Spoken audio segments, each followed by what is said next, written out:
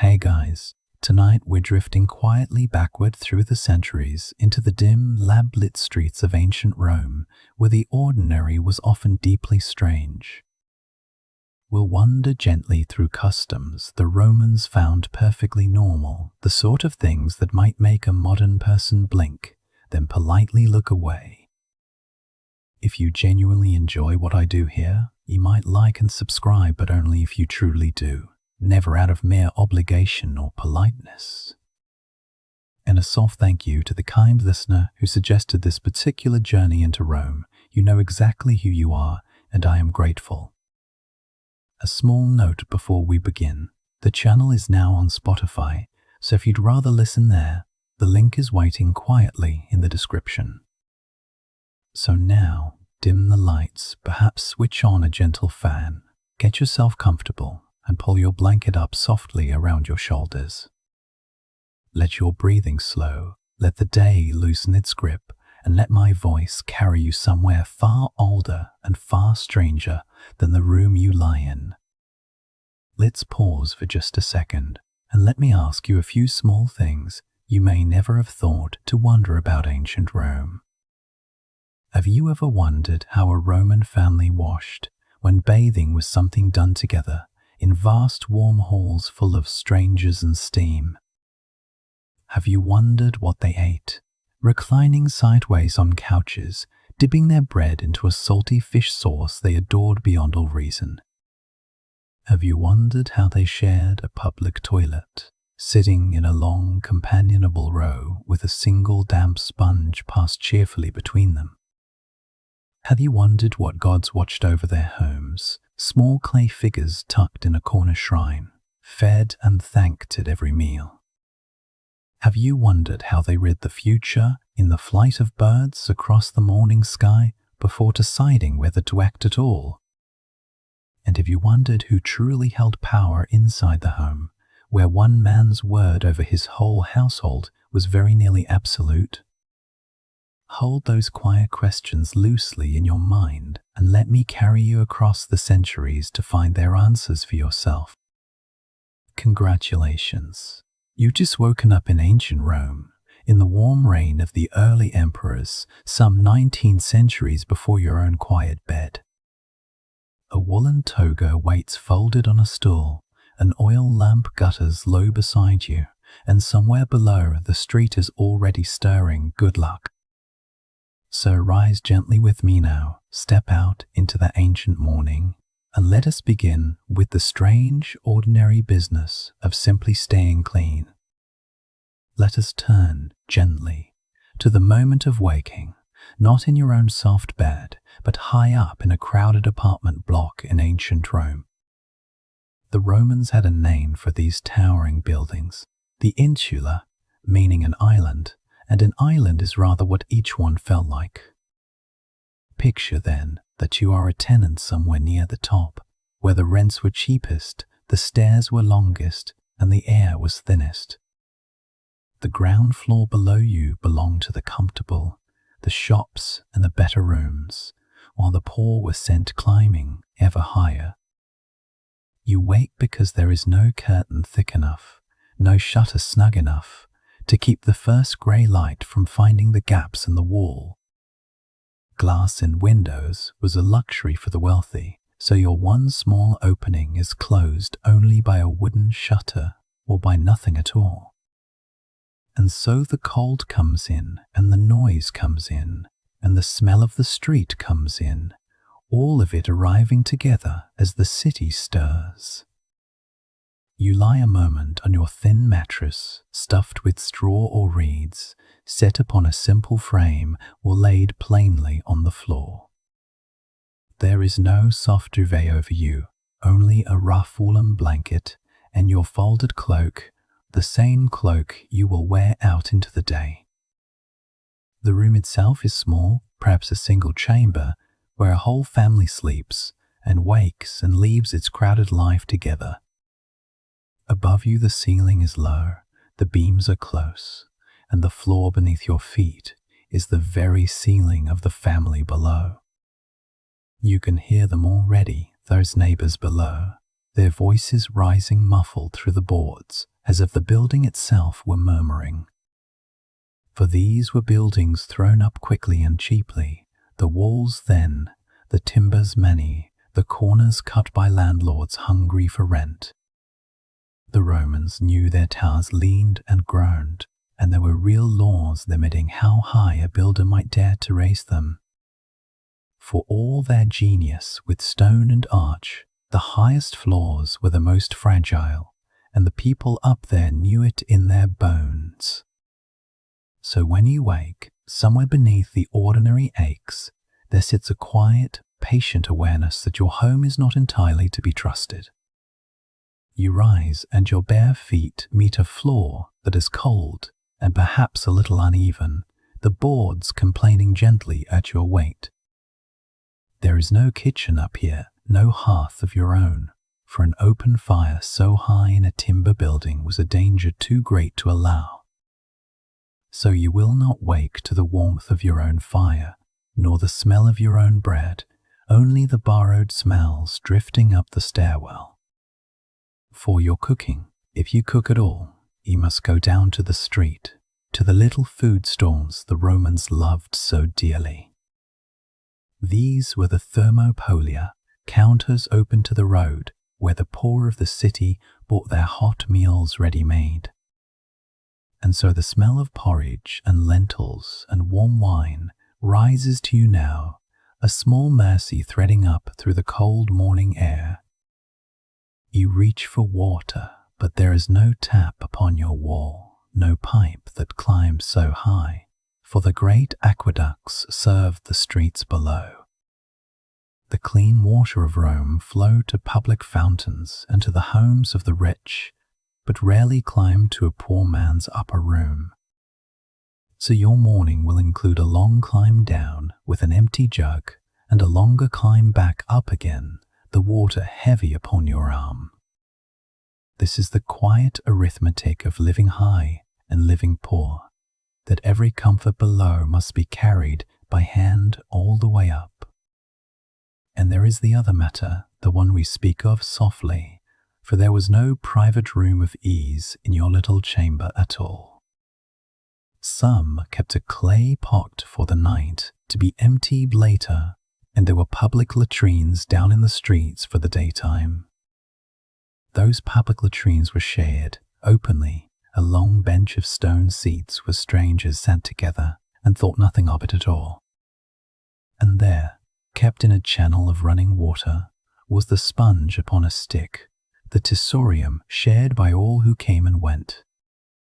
To us this seems a startling thing, yet to a Roman it was simply Tuesday, the ordinary furniture of an ordinary morning. But for now you are still high above all that, in your small room, listening to the building wake around you, floor by floor. Through the thin walls you hear a baby crying, a couple bickering, a workman's heavy boots, all the lives pressed close around your own. There was little privacy in such a place, for sound passed through these walls as easily as the morning light passed through the gaps. You learn to live gently with strangers, to know their habits and their voices, to share a building as one shares a long, slow ship. Somewhere below, a door scrapes open, and the tradesman heads down to his shop, the lower floors waking earlier than the high. For the rhythm of the insula ran downward, the comfortable below stirring first, the climbers above waking last to the colder air. You dress simply in your tunic, the plain woolen garment that served nearly everyone, rich and poor, as the everyday cloth of Rome. The toga, that heavy draped emblem of the proper citizen, was kept for important days, too cumbersome for an ordinary working morning. In a corner, on a small shelf, sit the little household gods, the lares and the penates, the quiet guardians of even the poorest home. You pause before them as a Roman would with a murmur or a small offering, asking the spirits of the house to keep it standing. For the home, however humble, however high and cheaply made, was a sacred thing, watched over by gods who lived within its walls. And perhaps you asked them too for a kind day in the streets, for the city below is loud and crowded and never quite still. From your high window you can look down upon the narrow lane where the carts that were banned by day still rattle home by dawn. For Rome by daylight forbade much wheeled traffic in its streets, so the deliveries came by night and you heard every one of them. This is why your sleep was thin and broken, for the city you lived in worked its noisiest hours while it imagined you were resting. And now by full dawn, the rattling fades and the footsteps multiply, and the slow tide of the day begins to fill the lane below. You take up your cloak against the chill and step out onto the landing, into the shared and shadowed heart of the building. The stairwell is dark, lit only by what light slips in through doorways, and you go down carefully, one worn step after another. Down past the murmuring families, down past the cooking smells, down past the better rooms, until the street air meets you at last. And there you stand at the threshold, an island dweller setting out into the great churning sea of Rome that waits beyond the door. So remember, as you lie there warm and whole, that your bed does not lean, your ceiling does not groan, your water waits at the wall. You need not climb for warmth, nor carry water up the stairs, nor listen for the carts that once kept all of Rome awake at night. The crowded island of the insula has long since fallen silent, its tenants and their small worries gone gently down into history. And so let those high-leaning rooms drift away from you now, their morning chill softening into the warm and settled dark of your own. For you are not climbing down into Rome this morning. You are simply here, safe, still, and free to sink a little deeper into rest. Let us turn gently now toward a small Roman doorway you would never have queued for, and yet half the city did, daily, without a flicker of shame. Picture none of this. Simply listen and let the warm city of Rome rise softly around you, marble going golden in the late afternoon light. You are walking home through narrow streets, past the towering apartment blocks the Romans called insulae, stacked floor upon crowded floor. Your own rented room, somewhere up those creaking wooden stairs, has no bath, no kitchen worth the name, and certainly nothing resembling a private toilet. So when nature calls, as nature always has, you do what every ordinary Roman does, and you simply step out into the street. A short walk away stands a building you know well, a public latrine, open to all who can spare the smallest coin, and often to those who cannot. You push past a curtain or a simple door, and the cool stone hush of the place folds around you like an ordinary, unremarkable room. And here is the first thing your modern mind must quietly let go of, for there are no little walls, no stalls, no doors at all. Instead, you find a long bench of stone or marble running the length of the walls, pierced with a neat row of round openings. 20 seats, perhaps 30, sometimes more, all in one open room, all facing one another across the cool tiled floor. There are no curtains between the seats, no screens, no shy little dividers, nothing whatsoever to shield one Roman from his neighbor. You choose your place along the bench, gather your tunic, and sit shoulder to companionable shoulder with strangers you have never met. To you this might feel unthinkable, but to the Roman beside you it is as natural as standing in a queue for bread. For privacy, as you understand it, is largely a modern invention, a quiet luxury your warm bedroom holds without your ever noticing. The Roman simply has no such expectation, having grown up in crowded households, shared rooms, and streets that never truly fall silent. So he sits and he talks, for these latrines are not lonely places but small, noisy parlors of gossip and idle news. Beneath the row of seats, hidden by the bench, a constant stream of water rushes along a channel cut into the stone. This is the genius of the place. Water from the great aqueducts, channeled endlessly through the city, carrying everything away unseen. You can hear it, a soft, steady gurgle below you, faithful and tireless, the murmur of a city that never quite stops flowing. And before your feet, set into the floor, runs a second smaller channel, a shallow gutter of fresh running water. This little gutter is not decoration, for it holds the answer to a question your modern bathroom has quietly solved for you. The Romans, you see, did not have paper, no soft white roll waiting kindly within reach of the seat. Instead, they shared a single instrument of cleaning, a sea sponge fixed to the end of a slender wooden stick.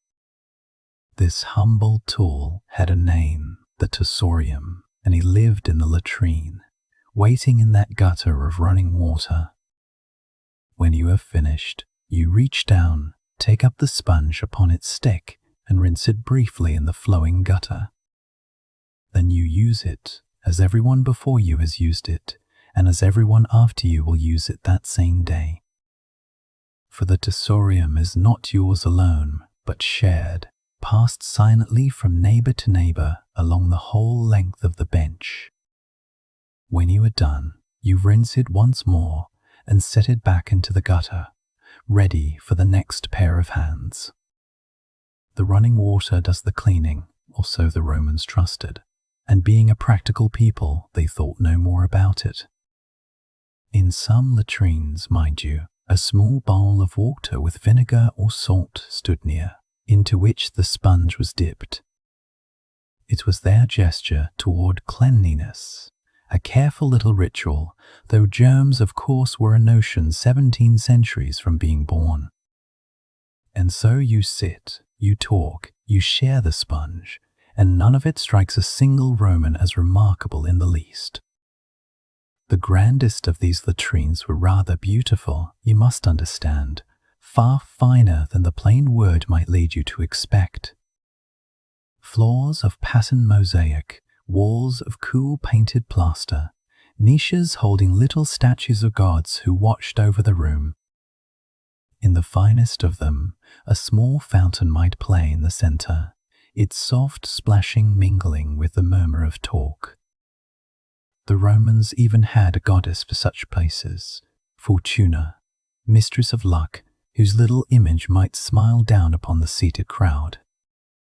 For who, after all, could not use a touch of good fortune in so vulnerable and so very public a moment?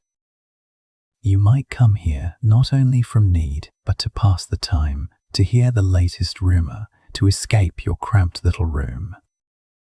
Business was discussed upon these benches, deals were struck, marriages quietly arranged, all to the gentle music of running water. Rank dissolved a little here, for the wealthy and the poor sat upon the same cool stone, briefly equal in their humanity.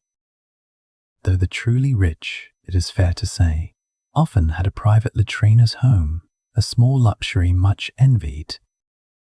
But for most of Rome, the great million crowded into those teetering insulae, the public latrine was simply where one went.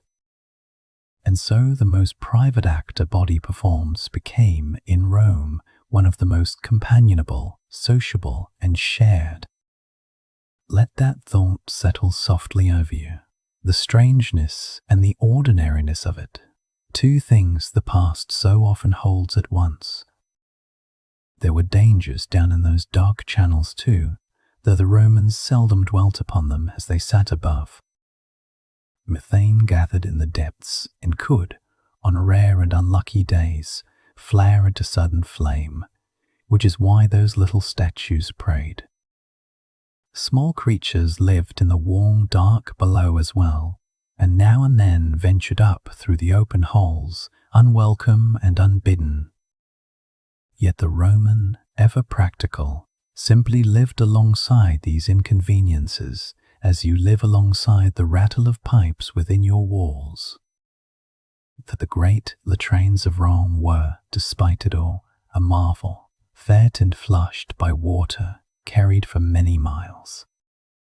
No city before had moved such rivers through its streets, sweeping away the leavings of a million busy lives day after day. It was sanitation of a kind the world would not see again for a very, very long and rather dirtier age. So as you sit there now, sponge in hand, neighbors chatting, water singing below, try to feel only the calm of it.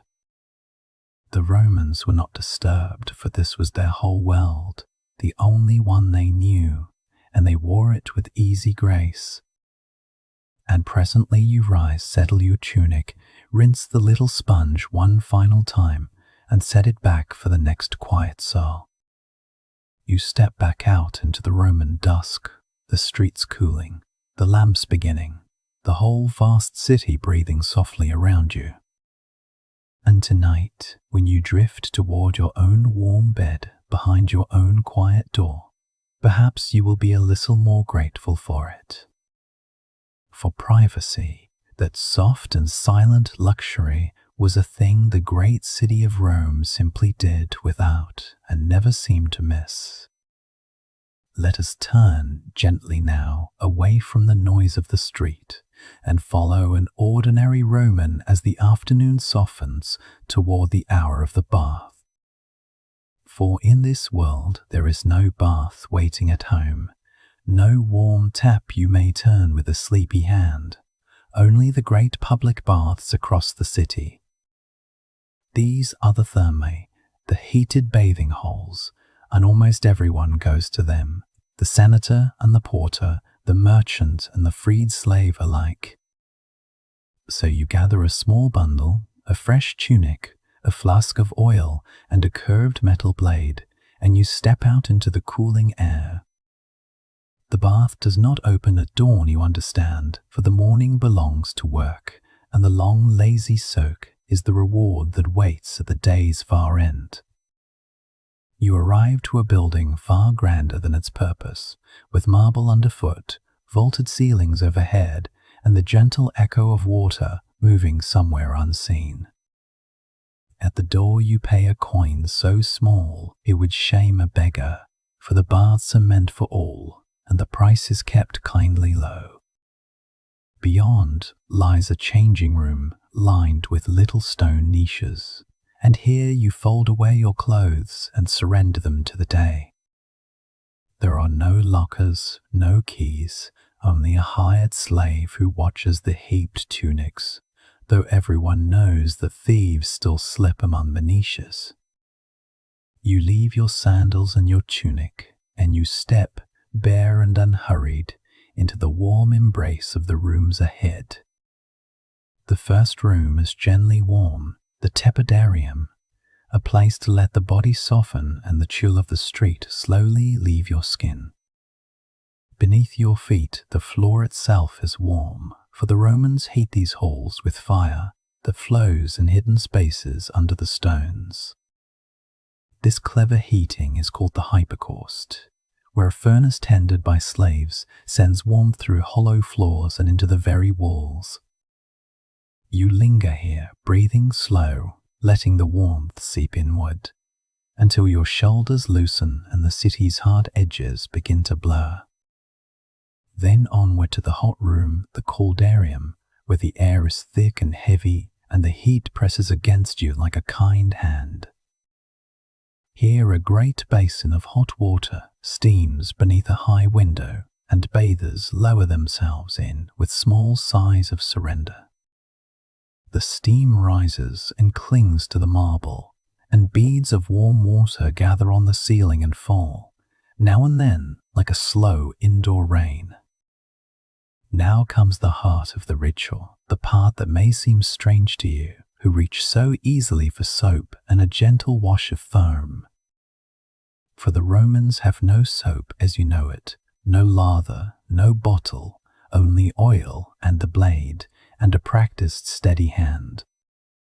You take your flask of olive oil and pour a little into your hand, and you anoint your warm skin until it gleams in the dim light. The oil mingles with the sweat and the dust and the grime of the day, gathering it all into a thin film upon the body. And then you reach for the strigil, that curved metal blade, shaped almost like a slim drawn bow made to scrape the skin quite clean. You draw it slowly along your arm, your leg, your back, and it lifts away the oil and the dirt together in a soft grey curl. This is how a Roman becomes clean, not by washing the dirt away with water, but by scraping it off patiently, stroke by gentle stroke. The wealthy do not stoop to scrape themselves at all, for a trusted slave kneels beside them and works the blade with careful skill.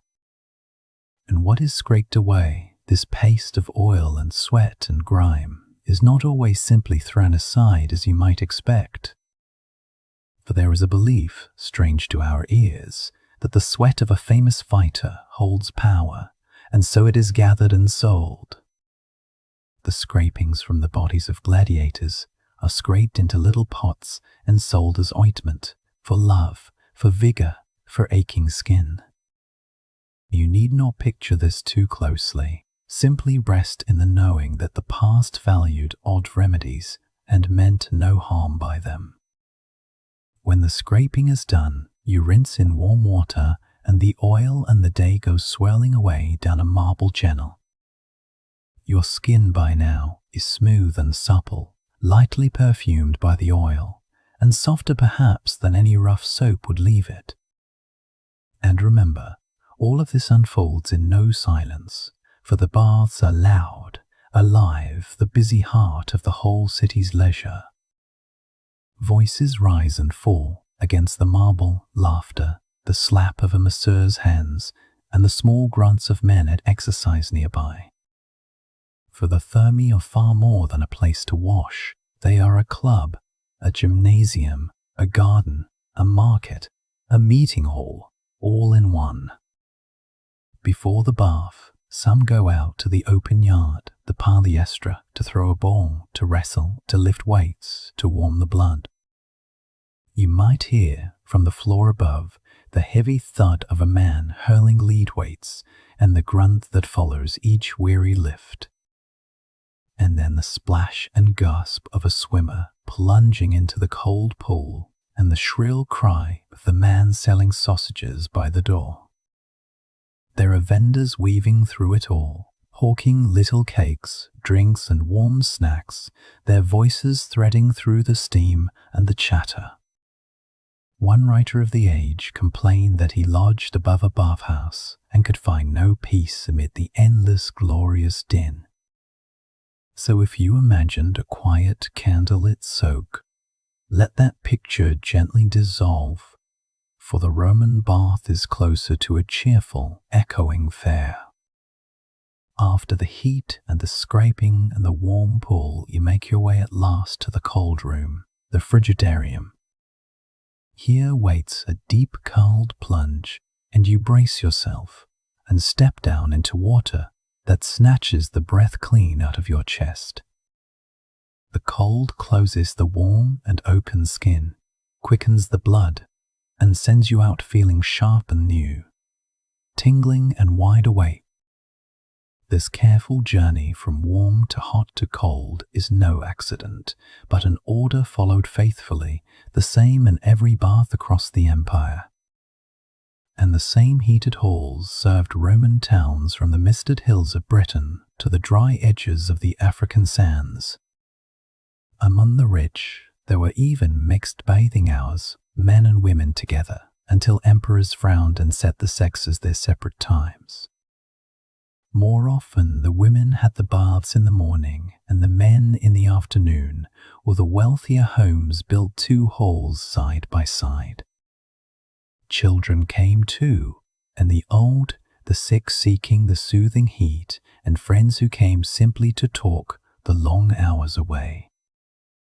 Business was settled here in the warm and the steam. Gossip was traded. Marriages were quietly arranged, and the news of Rome passed mouth to mouth. For an hour or two each day, the hard lines of rank grew softer, and a man without his toga was simply a man among men. And when the long ritual was done, you dressed again in your fresh, clean tunic, your skin glowing, your mind unwound and easy. You stepped back out into the dusk, the lamps of the city beginning to bloom, your body warm and your heart light. And perhaps, walking home through the blue evening, you carry that softened, scraped clean peace that a bath can leave behind. So as you lie here now, warm and clean and needing only to close your eyes, think kindly of that distant scrape-smooth Roman. He had no soft towel, no warm shower at the turn of a hand, only oil, a curved blade, and the patient comfort of the steam. And he, like you, longed only for warmth at the end of the day, and a quiet place to lay down the weight of being alive. So let the steam of that old bathhouse rise softly in your mind, warm and pale and slow, and let it carry you gently down. Let us turn gently now away from the marble and the marching towards something humbler, something you yourself did only hours ago when you last sat down to eat. For the daily food of Rome was, by the standards of your own comfortable evening, a thing both very plain and quietly strange, and worth resting your mind upon. Picture first the bread, for bread was the true center of nearly every Roman meal, the soft warm sun around which all the smaller foods politely turned. Most Romans did not bake their own bread at home, for a hearth in a crowded apartment block was a dangerous and a smoky luxury few could keep. So you would walk, in the soft grey light of morning, to the neighborhood bakery, where the great stone mills turned and the ovens breathed out warmth. Those mills were turned by donkeys, or sometimes by people, plodding in slow, patient circles, grinding the hard grain into the flour that became your daily loaf. The bread itself was darker and coarser than the soft, pale slices you know, dense with the whole of the grain, and gritty, faintly, with stone dust from the milling. Yes, the grit, for the stone mills slowly wore themselves away, and a little of that fine grey dust settled forever into every loaf the city ate. Over a lifetime this quietly wore down the teeth, so that an old Roman might smile with edges flat and smooth, like a coin long passed from hand to hand. It is a small thing, perhaps, but worth a moment of gratitude, that your own bread is soft and clean, and asks nothing of your teeth in return. For the very poorest, bread might be the whole of the meal, eaten dry, or softened in a little water, or rubbed with whatever flavor the day allowed. And before bread ruled the table, there was the older food, the food of Rome's farming infancy, the humble porridge they called pulse. Pulse was a simple pottage of ground grain, most often a hardy wheat called emmer, boiled slow with water until it thickened into a warm and silent paste.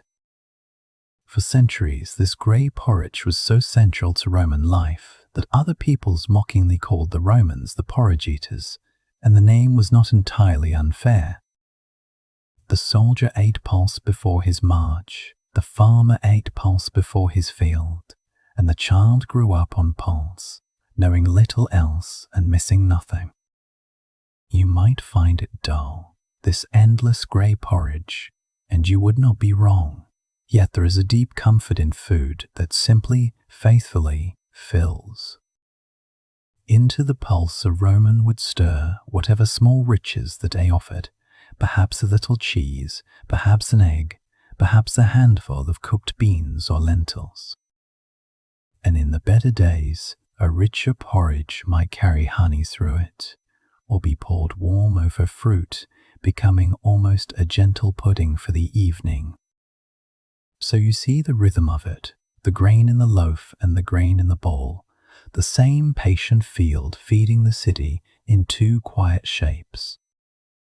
Now lay beside the bread and the porridge, the small bright companions of the Roman table, and first among them the olive, dark and salty and ever-present.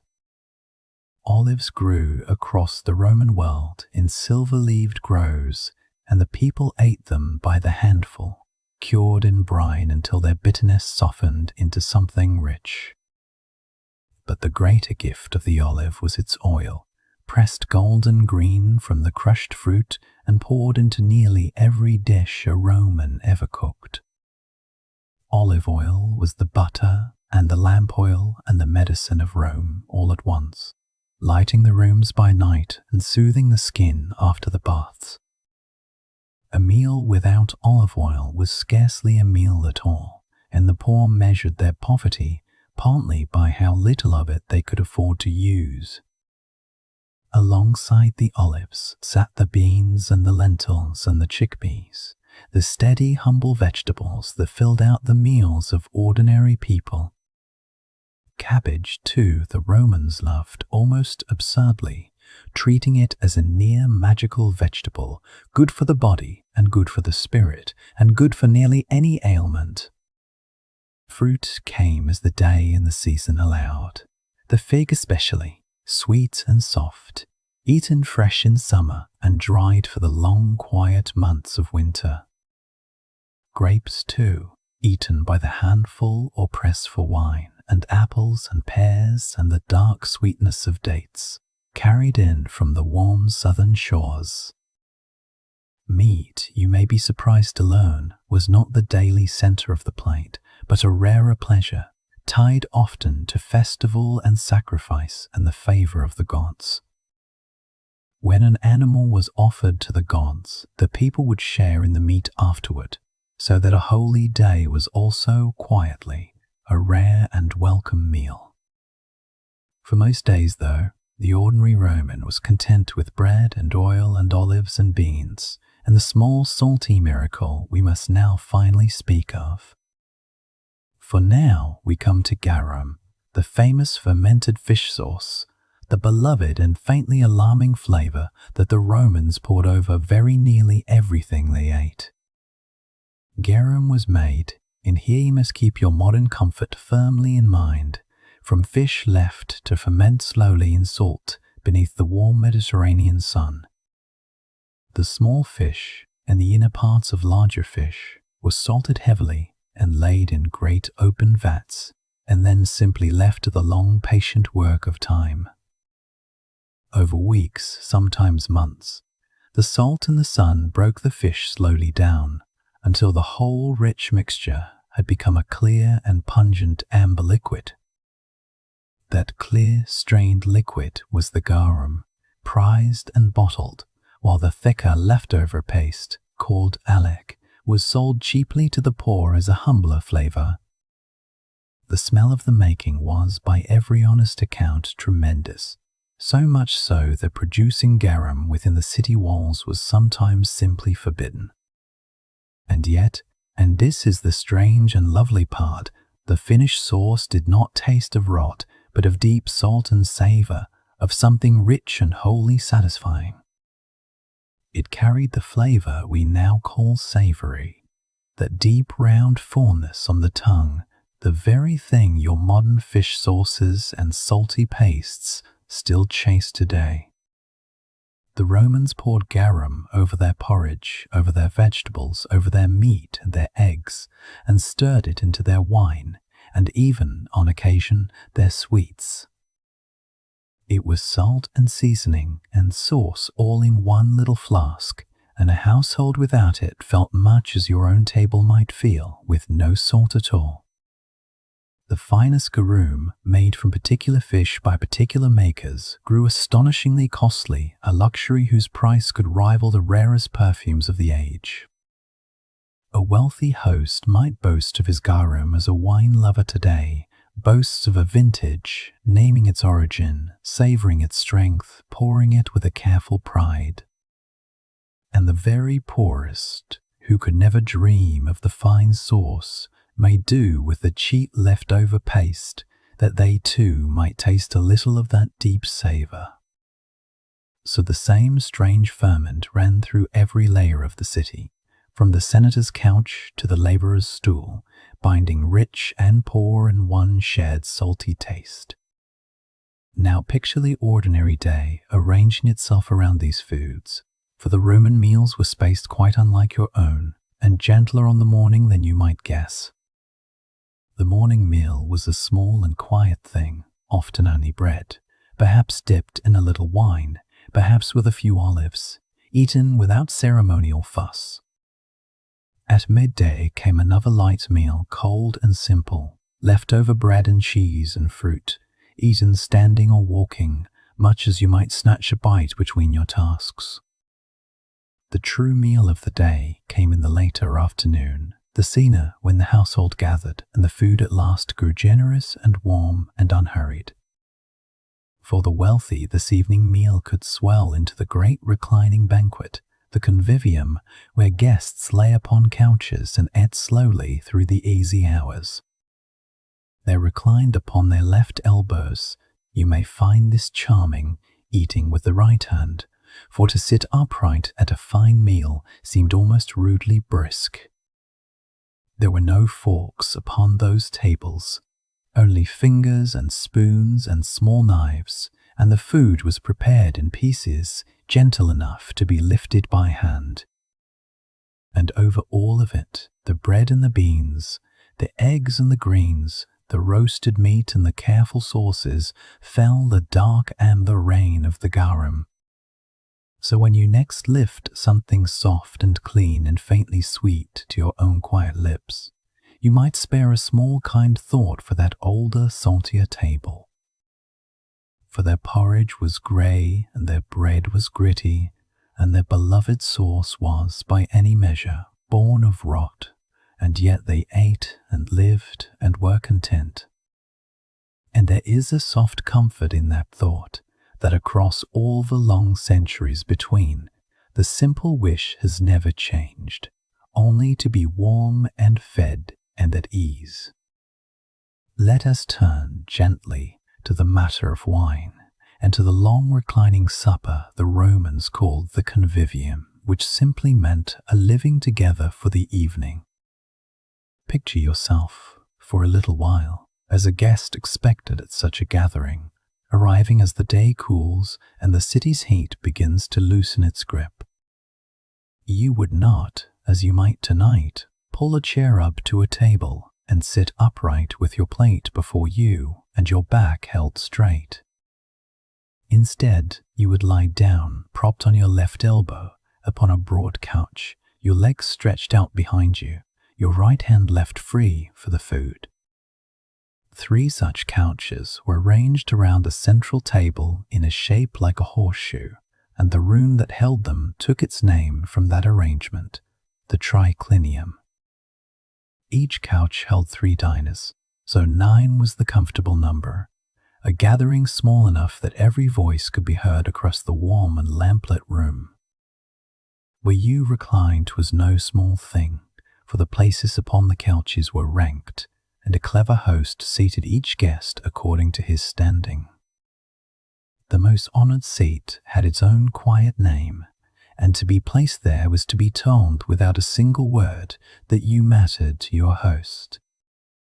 Before the eating began in earnest, a slave would come with a basin and a jug to wash your hands, since the meal was to be taken with the fingers.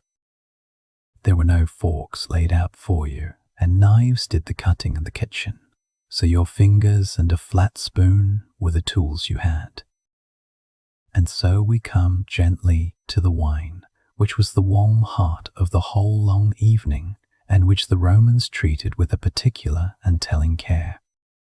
For here is the thing that may surprise you. Lying there in your safe modern bed, the Romans almost never drank their wine as it came from the jar. To drink wine neat, undiluted and strong, was thought the mark of a barbarian, or of a drunkard, or of someone who had quite lost his proper Roman restraint. Instead, the wine was mixed with water in a great bowl called the crater, and from that bowl the cups of the guests were filled all evening. The proportions were a matter of taste and of judgment, but very often 2 parts of water were poured to 1 part of wine, sometimes more water still. This was not a thin or joyless drink, you understand, but a measured one, designed for talk that could last for hours without tipping into ruin. And there is a sensible reason buried beneath the custom, for the water of a crowded ancient city was not always to be trusted on its own. The mild acidity of the wine made the mixed cup safer than plain water drawn from an uncertain source, a quiet bit of wisdom worn smooth by long habit. At the larger and more careful gatherings, one guest might be chosen to govern the wine, a kind of master of the drinking for the night. He would decide how strong the mixture should be, and how many cups should follow, holding the whole table's mood in his measured hands. It was his task to keep the evening warm without letting it grow wild, to find the gentle middle place between dull sobriety and foolish excess. The wine itself was nothing like the clear bottled vintages you might know, for it was often thick, sometimes cloudy, and stored within great clay jars. These tall vessels, the amphorae, were sealed and laid down to age, and the better ones carried marks telling the year and the place of their making. Some wines were sweetened with honey before the meal began, poured as a soft opening cup to wake the appetite and ease the guests into ease. That honeyed opening cup had its own name, the malson, and it belonged to the first small course, the gustatio, that began the unhurried meal. For the convivium was not one rush of food, but 3 slow movements, beginning with those light first tastes meant only to stir the hunger. There might be eggs and olives and small salted things and shellfish if you were near the coast, all taken in small amounts to ready the palate. Then came the heart of the meal, the part the Romans plainly called the mensae primae, the first tables, where the more substantial dishes arrived. Here might be brought roasted meats, or stewed fowl, or fish, each dish carried in and set upon the low table within easy reach of your hand. And over much of it, ladled or poured, came the sauce the Romans loved above almost all others, the strong and salty fish sauce they called garum. This garum was made by letting fish and salt rest together in the sun for long weeks, until they broke down into a savory and pungent liquid. It may sound strange to you now, drowsy and warm, but that sauce gave a deep and salty richness the Romans craved on nearly every savory plate.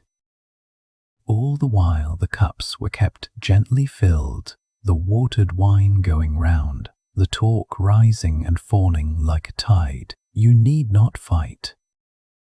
There was no clock upon the wall to hurry you, for the evening was meant to be long, and a good convivium might stretch from dusk well into the night.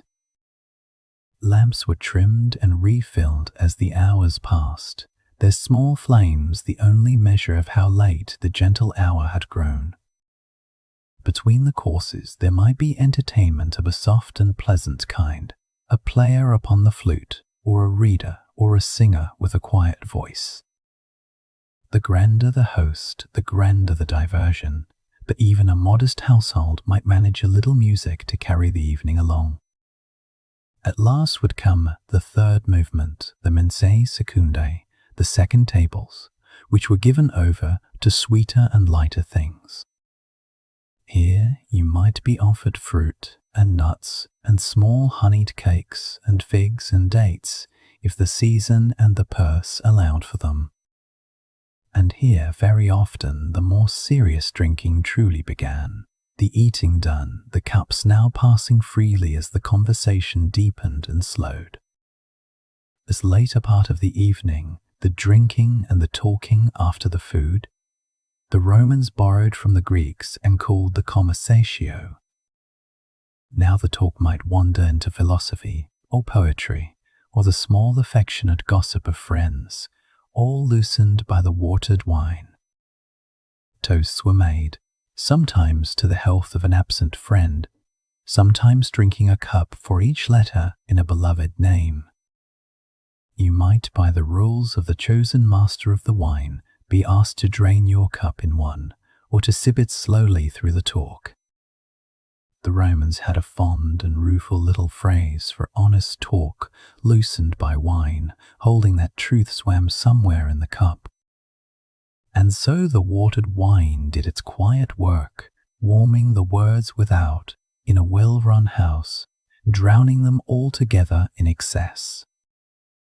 It would be pleasant to pretend every convivium ended so softly, but you and I both know that wine, however watered, has its own ideas.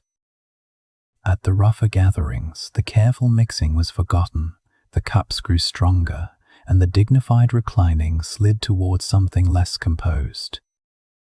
But in the homes that prided themselves on doing things properly, the whole long evening was a careful balance, pleasure held within bounds. For the convivium was never only about the food and the wine, but about belonging, about an evening spent together in the warm circle of the lamps. To be invited was to be drawn inside, to share the bread and the watered cup, and to be counted among the friends of the house. And when at last the evening ended, you would rise from your couch, gather your cloak, and step out into the cooling and quiet streets. A slave might walk before you with a torch, lighting the uneven stones, the city hushed and shuttered all around you. Behind you the lamps of the dining room were being put out one by one, the couches left empty, the great wine bowl finally still. And the wine that had warmed you all evening was, in the end, a gentler thing than its strength suggested, softened by water and good company.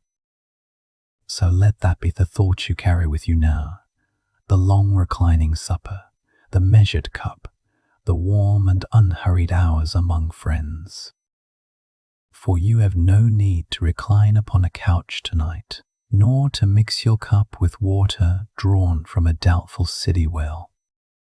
You have only to lie where you already are, warm and untroubled, and let the slow gold of that distant lamplight carry you towards sleep. Let us turn now gently away from the great noisy forum and step instead through a heavy wooden door into the quiet of a Roman house. You are standing in the atrium, that cool open hall where a square of sky lets the rain fall softly into a shallow pool below. This house belongs to a family, but the Roman word for family meant something far wider and far stranger than the word means to you tonight. The familia was not merely a husband and wife and children, but the whole household, including every enslaved person who lived and labored within its walls. At the very head of it all stood one man, the paterfamilias, the father of the household, and his authority over everyone beneath his roof was very nearly absolute. He held legal power over his wife, his grown sons, his daughters, and over the enslaved men, women, and children who served them all. And here is the quiet, uncomfortable truth of it. In this household, a person could be owned, bought, and sold like furniture or like wine. Slavery in Rome was not hidden in some distant field, but woven into the ordinary fabric of daily life in town and country alike. The enslaved were everywhere, and to a Roman eye they were simply part of how a comfortable home was expected to run. Picture the morning beginning in such a house, long before the master himself is stirred beneath his woolen blankets. Someone has already risen in the dark to draw water, to wake the kitchen fire, and to coax the first thin flame back to life. Someone has carried water up from the public fountain in heavy jars because most homes had no running water of their own. The grandest task of the household belonged to those who tended the master's body, dressing him, arranging the heavy folds of his toga. For the toga was no simple garment, but a vast woolen sweep of cloth that needed careful, patient folding to hang with proper dignity. A wealthy Roman did not dress himself, and would have thought it faintly absurd to try. Other hands dressed his hair and oiled his skin, and still others stood ready to carry messages across the city the moment he wished. The work was endless and finely divided, for in a great house, each person often had one narrow duty and one alone. One might do nothing but care for the silver, another nothing but fold and store the household linens in their cedar chests. There were doorkeepers who sat by the entrance through the long hours, and litter-bearers whose backs carried the master through the crowded streets. There were cooks, and the cook in a fine house held a place of real importance, for a Roman host was judged by his table. You will remember, perhaps, that the Romans loved to recline at their banquets, leaning on one elbow upon long cushioned couches. And so around those couches moved a quiet army of attendants, pouring the wine, mixing it with water, and carrying away each emptied dish. Some young attendants did nothing but stand and wait through the whole long evening, ready the instant a guest lifted a hand. The garum, the pungent fish sauce the Romans poured over nearly everything, would have been fetched and measured by household hands. And when the meal was done and the guests had gone, those same hands washed and stacked and swept until the floor was clean again. Now, lest you imagine all of this household labor was rough and unlettered, let me gently correct that picture. Many of the most valued people in a Roman home were highly educated, and some were more learned than their masters ever were. There were enslaved scribes who took dictation, secretaries who managed letters, and readers who recited aloud while their master simply listened. There were tutors who taught the children their letters, their Greek, and their poetry, shaping the very minds of the next generation. Many of these learned servants came from the Greek world, captured or sold, carrying with them a culture Rome openly admired. So you might find in a single household a person owned as property who nonetheless held the trust and the secrets of the entire family. The household gods watched over all of this, for every Roman home kept its small shrine, its lararium set into a quiet wall. Within it lived the lares and the penates, the gentle guardian spirits of the family and of its store of food and provisions. Each day someone would lay a small offering there, a little food, a few grains, a whisper of wine, to keep the household at peace. And the enslaved members of the home worshipped these guardian spirits too, sharing in the quiet rhythm of the family's devotions. There was even a festival, kept in the depth of winter, when for a few bright days the ordinary order of the house was turned upside down. During the Saturnalia, masters and servants might trade places at the table, and the enslaved were served their meal first. It was a brief and playful loosening of the rules, a holiday strangeness, and then the old order quietly returned with the new year. Children born within the household carried their own particular sorrow, for a child born to an enslaved mother was enslaved as well. Such children, raised within the home, were called the veni, and they often grew up alongside the master's own freeborn children. They might share the same games, the same courtyard, the same first lessons, and yet their futures were divided by an invisible line. And here, gently, is the detail that softens the picture a little, the thing the Romans called manumission. A Roman master could free an enslaved person, and a great many did, sometimes in life, and very often in their wills at death. The free person became a libertus, a freedman, and stepped at once into a life of new possibility and new ties. This was, by the standards of the ancient world, a remarkable thing, for the freed could go on to become citizens of Rome. Their children, born free, could rise further still, and some families climb from bondage into wealth across a single generation. You may have walked past Roman tombstones in a museum, those carved stones that name the dead with such tender pride. A grace many of those very stones were raised by freed men and women, recording their names, their trades, and their families. In those quiet carved words, you can still hear them claiming, at last, the dignity of being remembered as themselves. Yet we must not paint the whole of it gentle, for freedom was a gift the master chose to give, and not a right the enslaved could claim. A freed person still owed their former master duties and respect, bound by ties of obligation that followed them into their new life. And not every household was kind, for the same law that allowed manumission allowed a great deal of harshness too. But let us linger tonight on the ordinary middle of it, the daily rhythm of a household simply going about its work. Picture the evening drawing in, the lamps being trimmed and lit one by one, their small flames swaying in the cooling air. The water is carried in for the last time, the doors are barred, and the household gods are given their final whisper of the day. In that quiet, the great difference between owner and owned grows soft and indistinct as all of them settle toward sleep.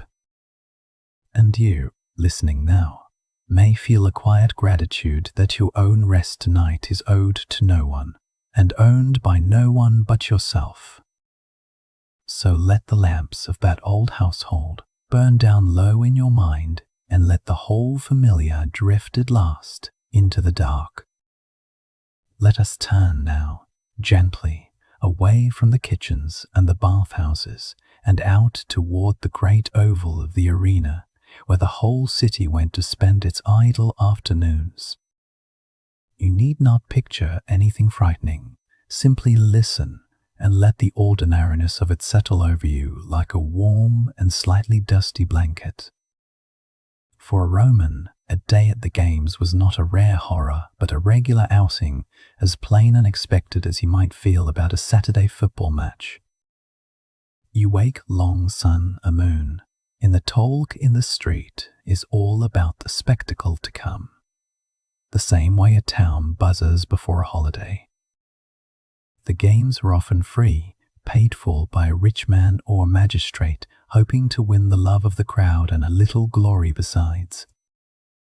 So you and your neighbors drift toward the amphitheater carrying cushions, for the stone seats are hard, and you mean to be there for the whole long day. At the gates you are handed a small token, a little marker of pottery or bone, that tells you which entrance and which row of seats are yours.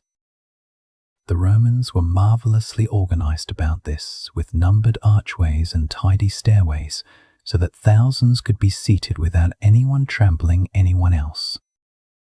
You climb through cool stone passages that smell of damp lime and old crowds, and then you step out, blinking, into the great bright bowl of seats.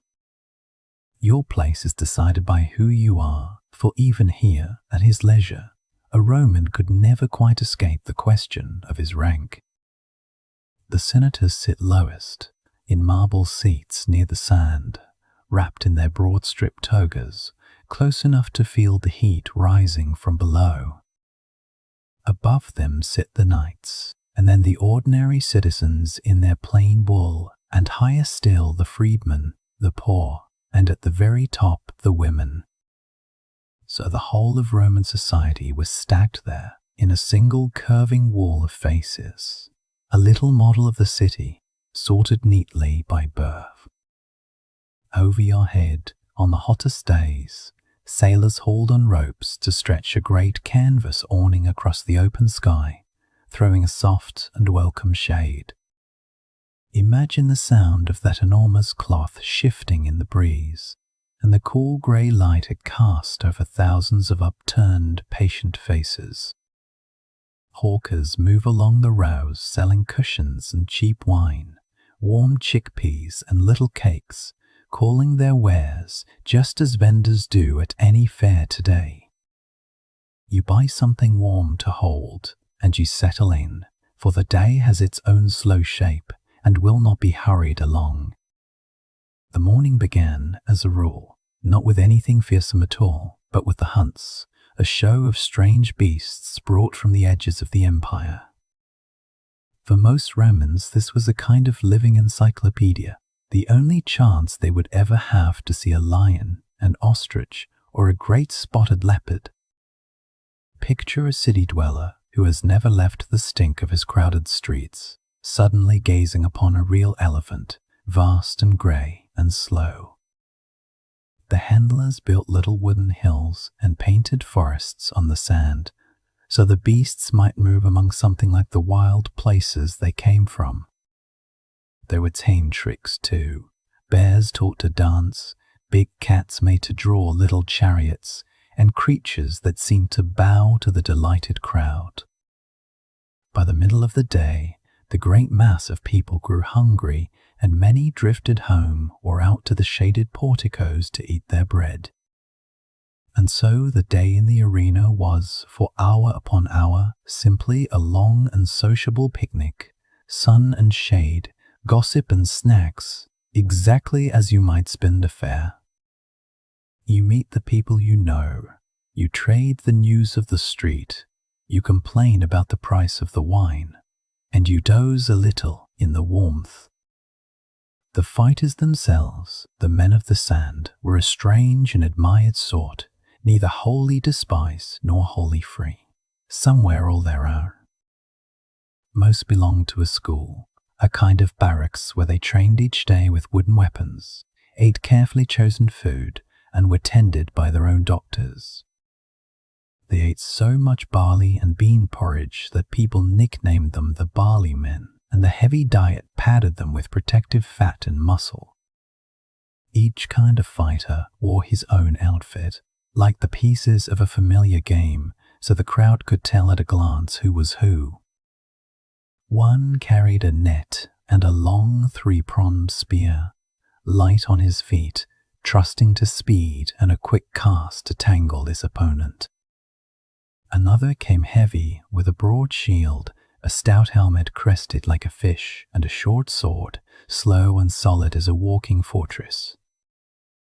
The whole appeal lay in this careful pairing, the swift against the slow, the net against the shield, like watching two very different chess pieces meet. And these men became famous, their names scratched onto walls by admirers, their faces painted on cups and little lamps sold in the markets. Children played with small clay figures of their favorites, much as a child today lines up toy heroes upon a windowsill before bed.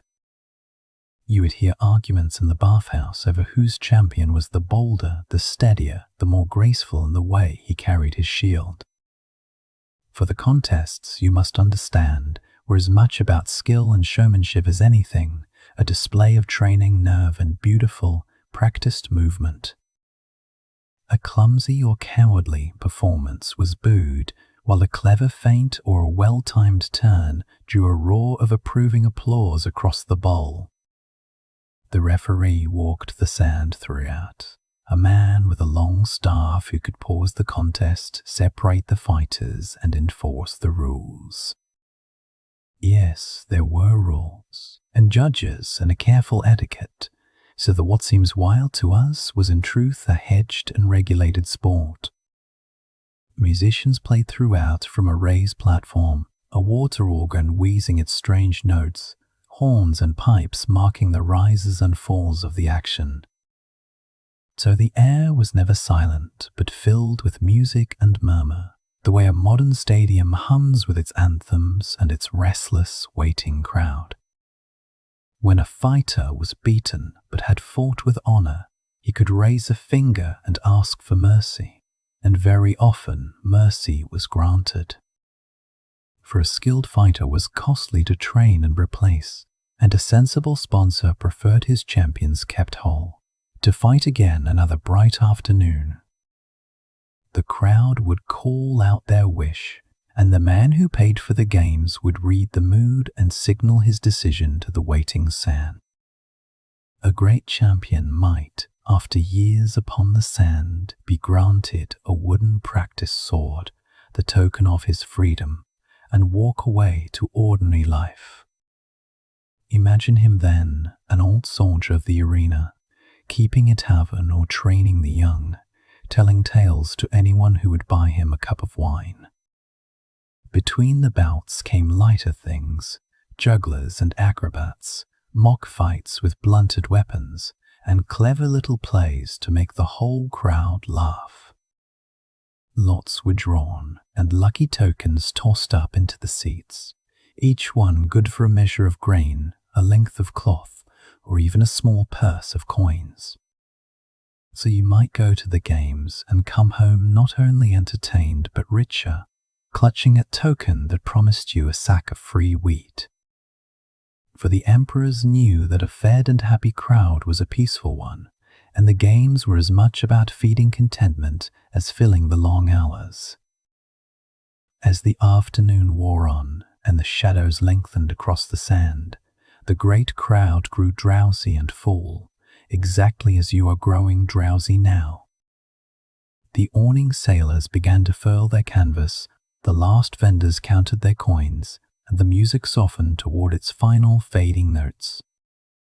You rise with aching legs and shuffle out through the cool stone passages with the slow river of the crowd, all of you blinking into the evening.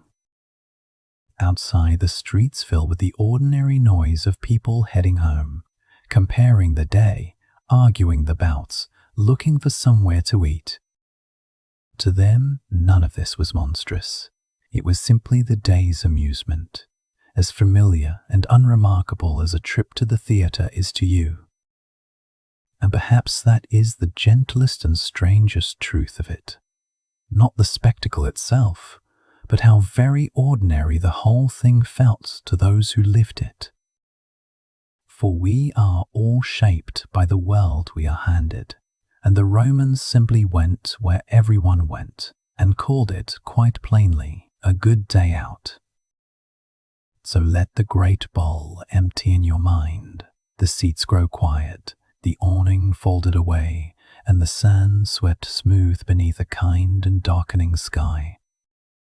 And let yourself be glad of your own soft and quiet bed, far from the dust and the crowds, with nothing now to do but drift and rest. Let us turn now, gently, to the matter of being unwell in Rome, and to the strange and tender ways a person tried to mend. Imagine that you wake one grey morning in your rented room, high in the apartment block, your throat sore, your head heavy and dull. There is no doctor you might simply summon, no clean clinic with a kindly nurse, only the wisdom of the household and the gods who watch the door. For the Romans believed that health and sickness alike flowed from the favor of unseen powers, and from the balance of warmth and cold within the body. So your first act, before any remedy at all, is to greet the small household gods, the lares and the penates, who guard your family and its fragile fortunes. You whisper a few words to them, a quiet bargain offered in the dark, a promise of bread or wine in exchange for a little mercy.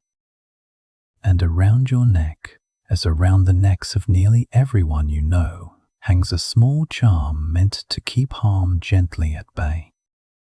Such a charm was called an amulet, and the Romans wore them constantly, trusting in their quiet power far more than in any healing draught.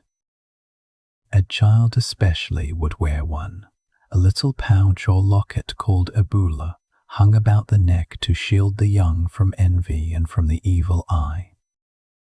For the Romans feared the evil eye most earnestly, a glance of envy or ill will that might, they believed, sicken a person without a single touch.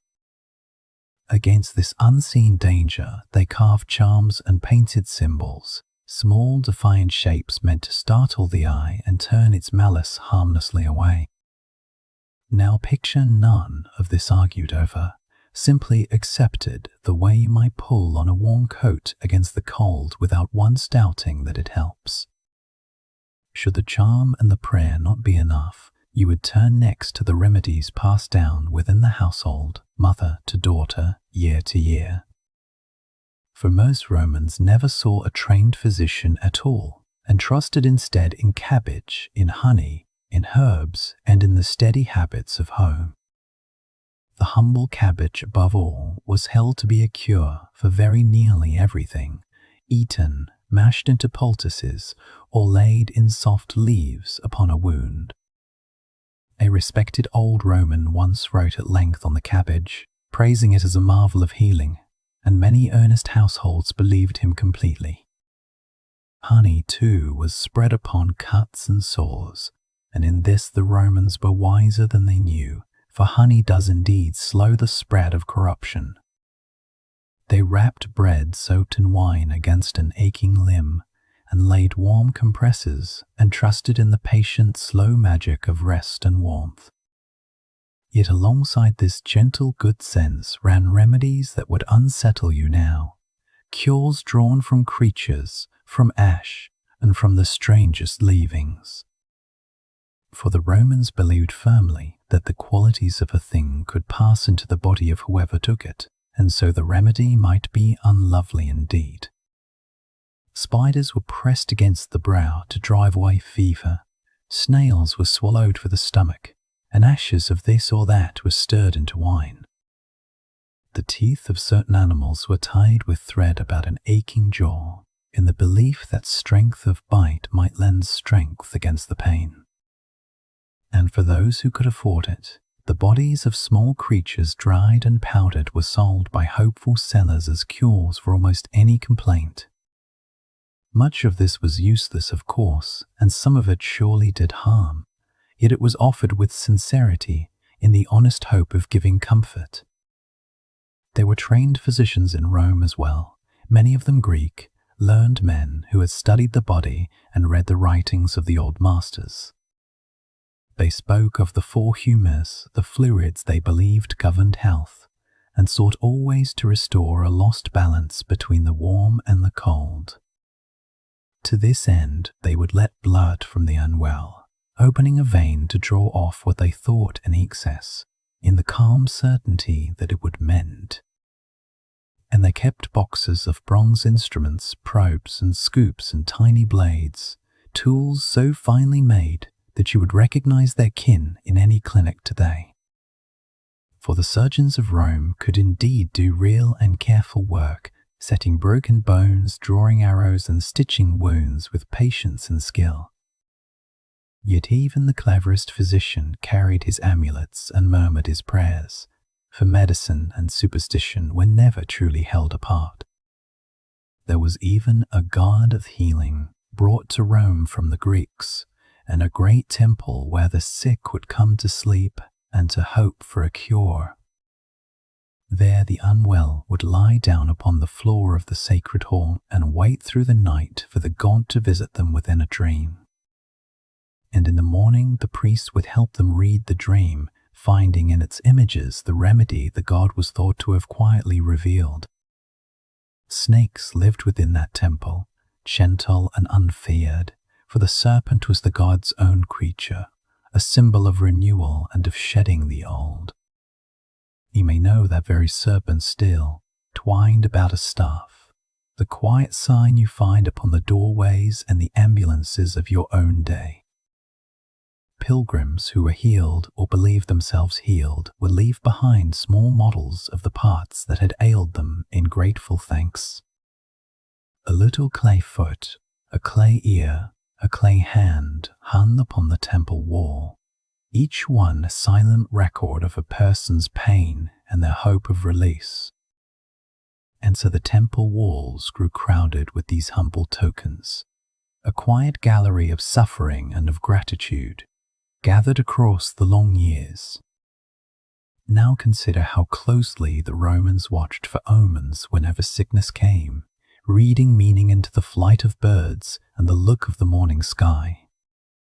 A sneeze might be greeted with a soft blessing, a habit you may keep even now without ever once wondering quite where it began. Certain days were thought unlucky for any new venture, and a careful person would not begin a cure or anything else beneath an ill-favored sign. Words themselves were thought to carry power, and so a charm might be spoken aloud, a rhyme or a string of syllables murmured over the unwell. Some wrote the words instead upon a small sheet of metal or a scrap of cloth, folded tight and worn against the skin like a secret kept close. There were charms to draw a fever down, charms to quiet a cough, charms whispered over a colicky child to coax it gently back to sleep. And the famous fish sauce, the garum that flavored nearly every Roman meal, was prescribed as well, dabbed upon bites and burns as a household cure. Wine was poured into nearly every remedy too, warmed and spiced and steeped with herbs, both for its comfort and for its gentle dulling of pain. For pain had few true masters then, and a person bore much of it patiently, with prayer and wine and the steady hand of someone who loved them. And here, perhaps, is the tender heart of it, that beneath the spiders and the ashes lay a simple wish to help and to not feel helpless. When a remedy failed, as so many surely did, the blame might fall upon an angry god or an unlucky day or some small omen overlooked. And when a remedy seemed to work, the charm was thanked, the god was thanked, and the cabbage too was praised, and the faith grew firmer still. So the whole gentle tangle held together, prayer and herb and amulet and dream, each one lending the others a borrowed strength and quiet conviction. Remember, as you drift, that these were not foolish people, only people without your knowledge, doing their patient best in a world of shadows. They reached for the cabbage and the charm because they had to reach for something, and the reaching itself was a kind of love. By now you have wandered with them through their poultices and their prayers, their bronze blades and their whispered words against the dark. And somewhere in a Roman night, a tired mother laid a cabbage leaf upon a fevered brow and murmured to the household gods to let the child sleep. The lamp burns down, the charm rests warm against the skin, and the long Roman night settles softly over the sick and the sleeping alike. And you, listening now, owe none of it a prayer, only perhaps a little gratitude as the old remedies fade gently into the dark behind you. Let us turn gently to the small gods who lived inside a Roman home, the quiet divinities tucked into a corner who watched over every ordinary hour of the day. For in Rome the sacred was never something kept safely far away in a marble temple, but something domestic, present, breathing in the walls beside you. At the heart of it stood the Lars, the household spirits, often pictured as two slender youths dancing lightly on the tips of their toes, cups raised. They were the guardians of the place itself, the protectors of the family and the floor beneath their feet, and no Roman thought it strange to greet them. Beside them lived the Penates, older and more secretive, the spirits of the storeroom and the larder, the keepers of grain and oil and wine. Their name came from the Penis, the inner store of food, So to honor them was, in a quiet way, to thank the very thing that kept you alive. Imagine waking before dawn in such a house, the air cool, the lamp not yet lit, and the first thing you feel is the weight of all these unseen watchers. You rise, and before food, before work, before any word to another living soul, the head of the household turns first toward the little shrine. That shrine was called the lararium, a small cupboard or painted alcove, sometimes shaped like a tiny temple, with miniature columns and a peaked roof. Inside it stood the small figures of the lares, perhaps a statue of the household genius, and often a painted serpent gliding along the lower wall. That serpent was no threat, but a symbol of the protective spirit of the place, a gentle guardian coiling beneath the dancing gods. The genius, meanwhile, was the living spirit of the master of the house himself, the divine spark of his power to father children and continue the line. So when the family honored the genius, they honored the household's own continuing life, its hope of carrying on into the years to come. And the offerings, by our standards, were touchingly small, nothing grand, nothing cruel, simply the humble surplus of the kitchen, given back in thanks. A handful of grain, a few crumbs of bread, a little salted meal, a splash of wine, perhaps the first fruits of the season laid quietly upon the altar. There might be a wreath of flowers laid across the shrine, fresh in the morning, faded by evening, renewed again the next day without complaint. On ordinary days, the gesture was brief, a whispered word, a sprinkle of meal, a few drops poured, and then the long working day began. But on the first day of each month, and on the special days of the calendar, the offering grew warmer, more careful, more lovingly arranged. You might burn a little incense then, the thin grey smoke curling upward, and the whole house would carry that faint resinous sweetness for an hour. And the great moments of family life were always shared with the lares, for they were treated almost as members of the household themselves. When a boy came of age and set aside the bordered toga of childhood, he laid his old protective charm before the lares as a parting gift. That charm was the bulla, a little locket worn at the neck through all his boyhood, now offered up as one chapter of life closed and another opened. When a bride first crossed the threshold of her new home, she too would greet the lares, offering a coin to the household and to its guardian spirits. And so the small gods marked every passage, every birth and marriage and coming of age, present at the table and at the door alike. Picture none of this grandly, simply listen and imagine the quiet domestic faith of a people who never ate without first sharing a portion with their gods.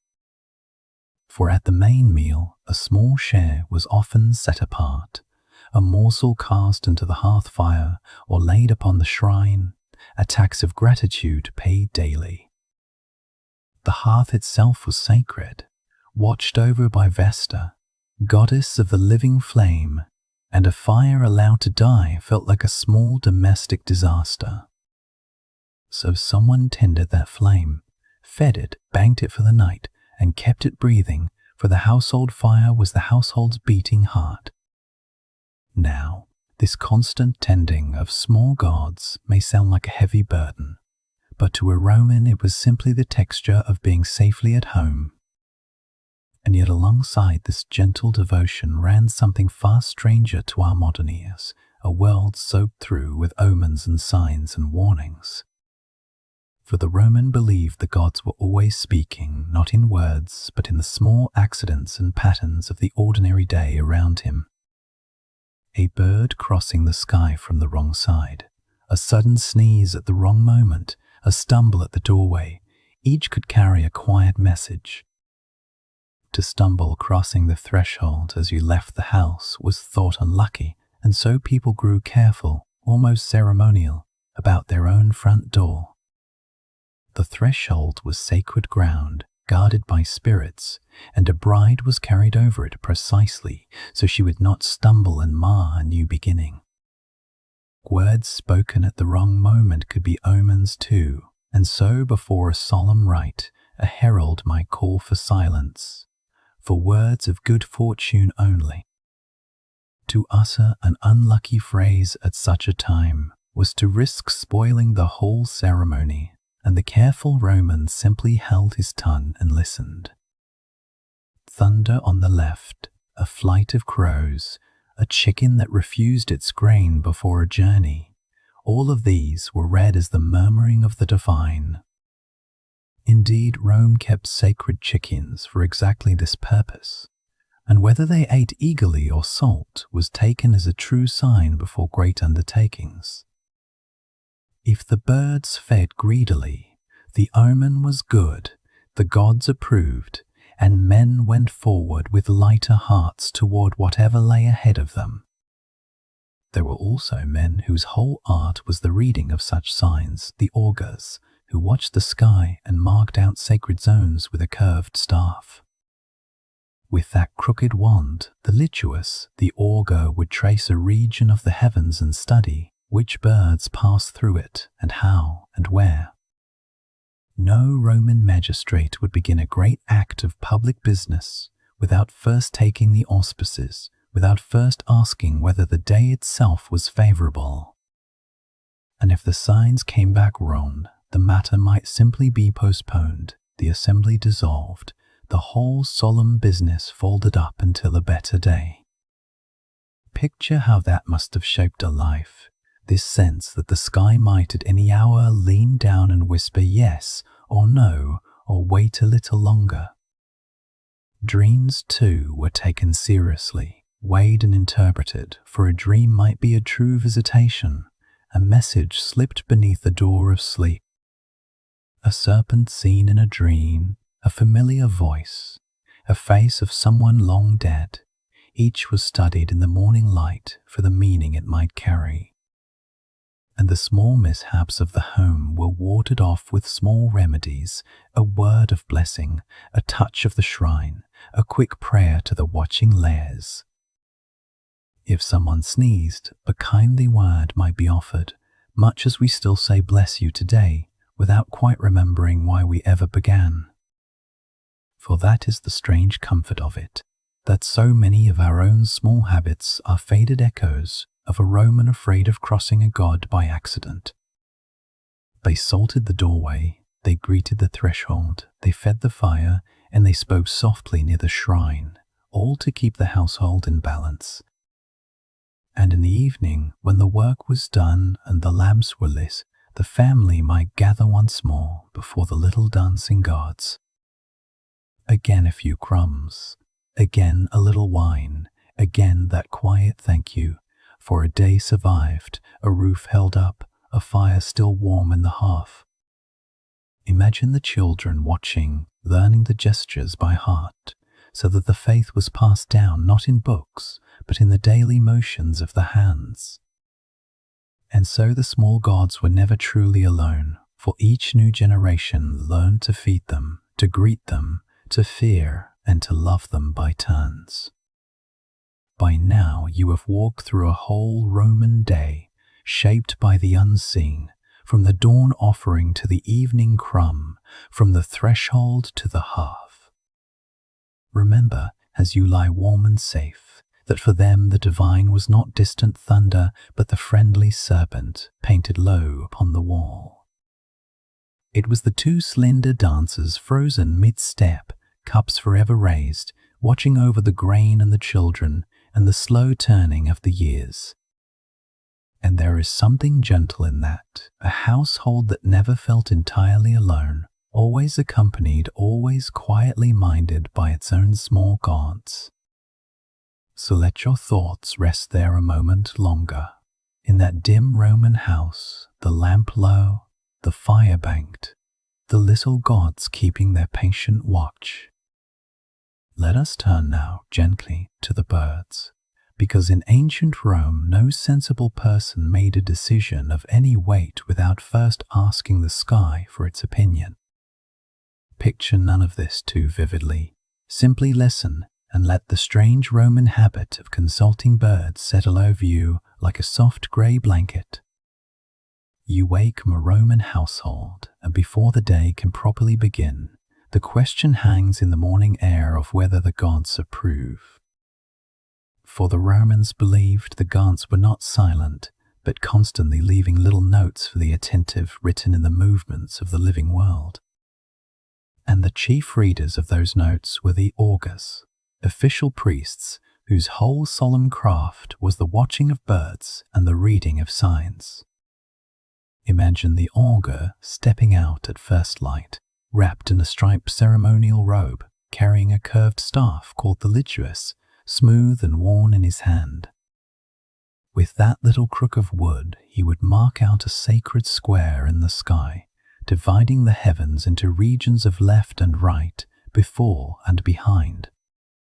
This marked-off patch of sky was called a templum, and within its invisible boundaries, every passing bird became a message, every flutter a possible word. You stand below, silent, watching the priest watch the air, and you understand that the whole city has paused on the wings of a few birds. For the direction mattered enormously.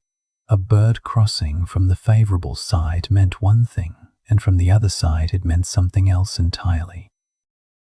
Some birds spoke through their flight, sweeping low or high, turning sharply or gliding straight, and the augur read each motion as a sentence in an old language.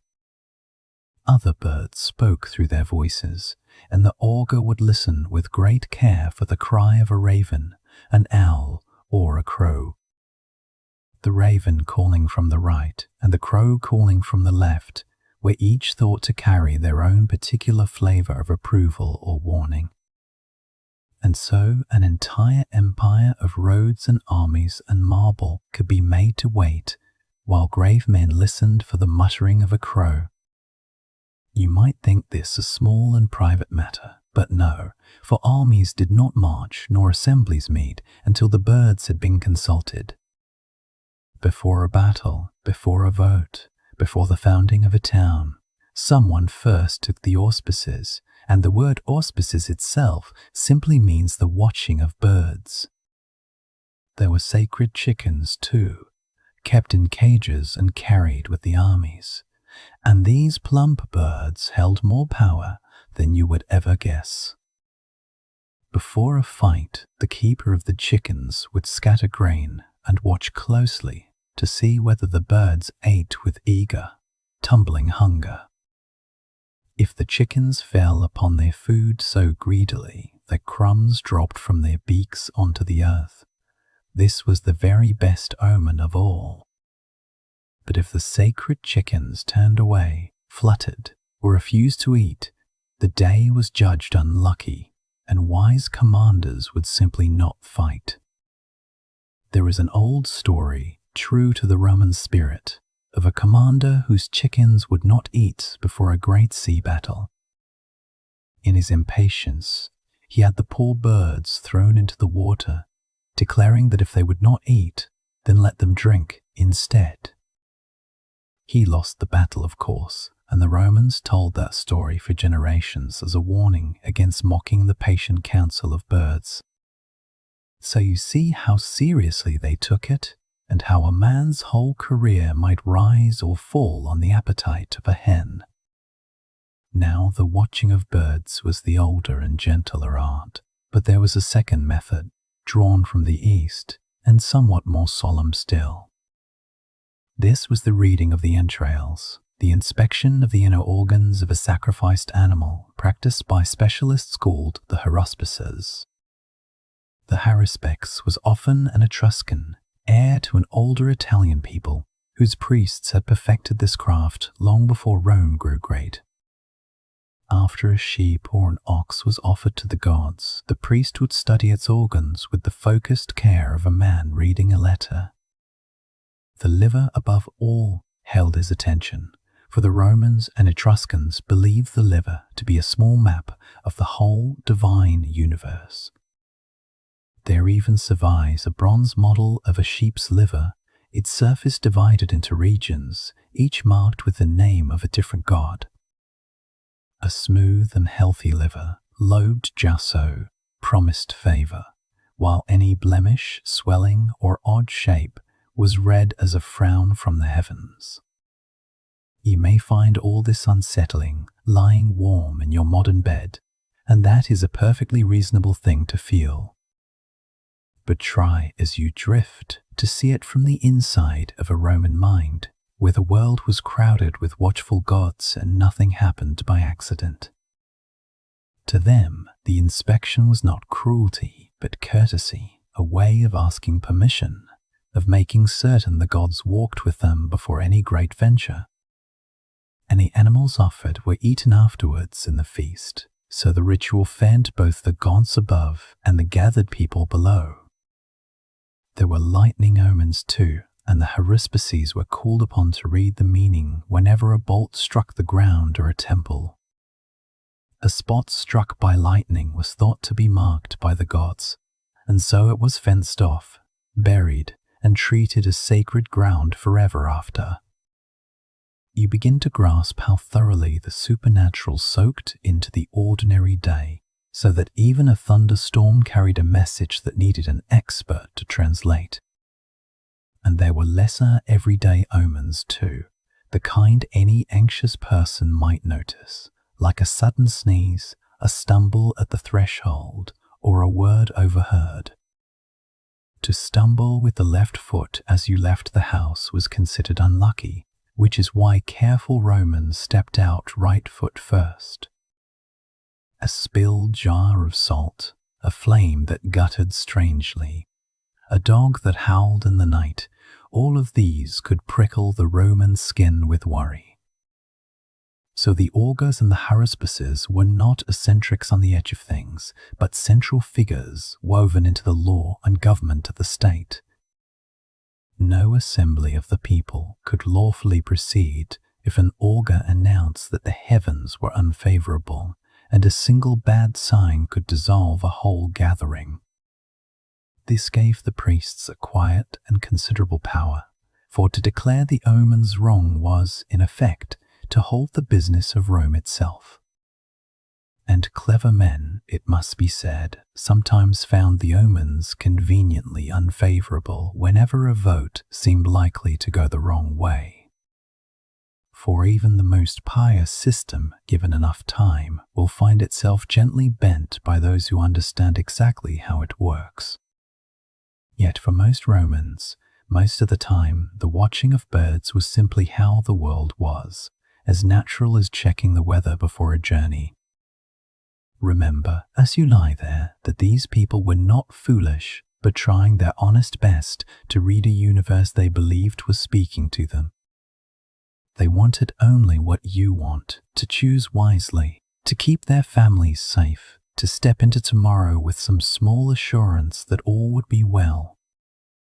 And lacking our charts and forecasts, they turned to the only counselors they had, the patient birds and the silent organs, and the watchful sky.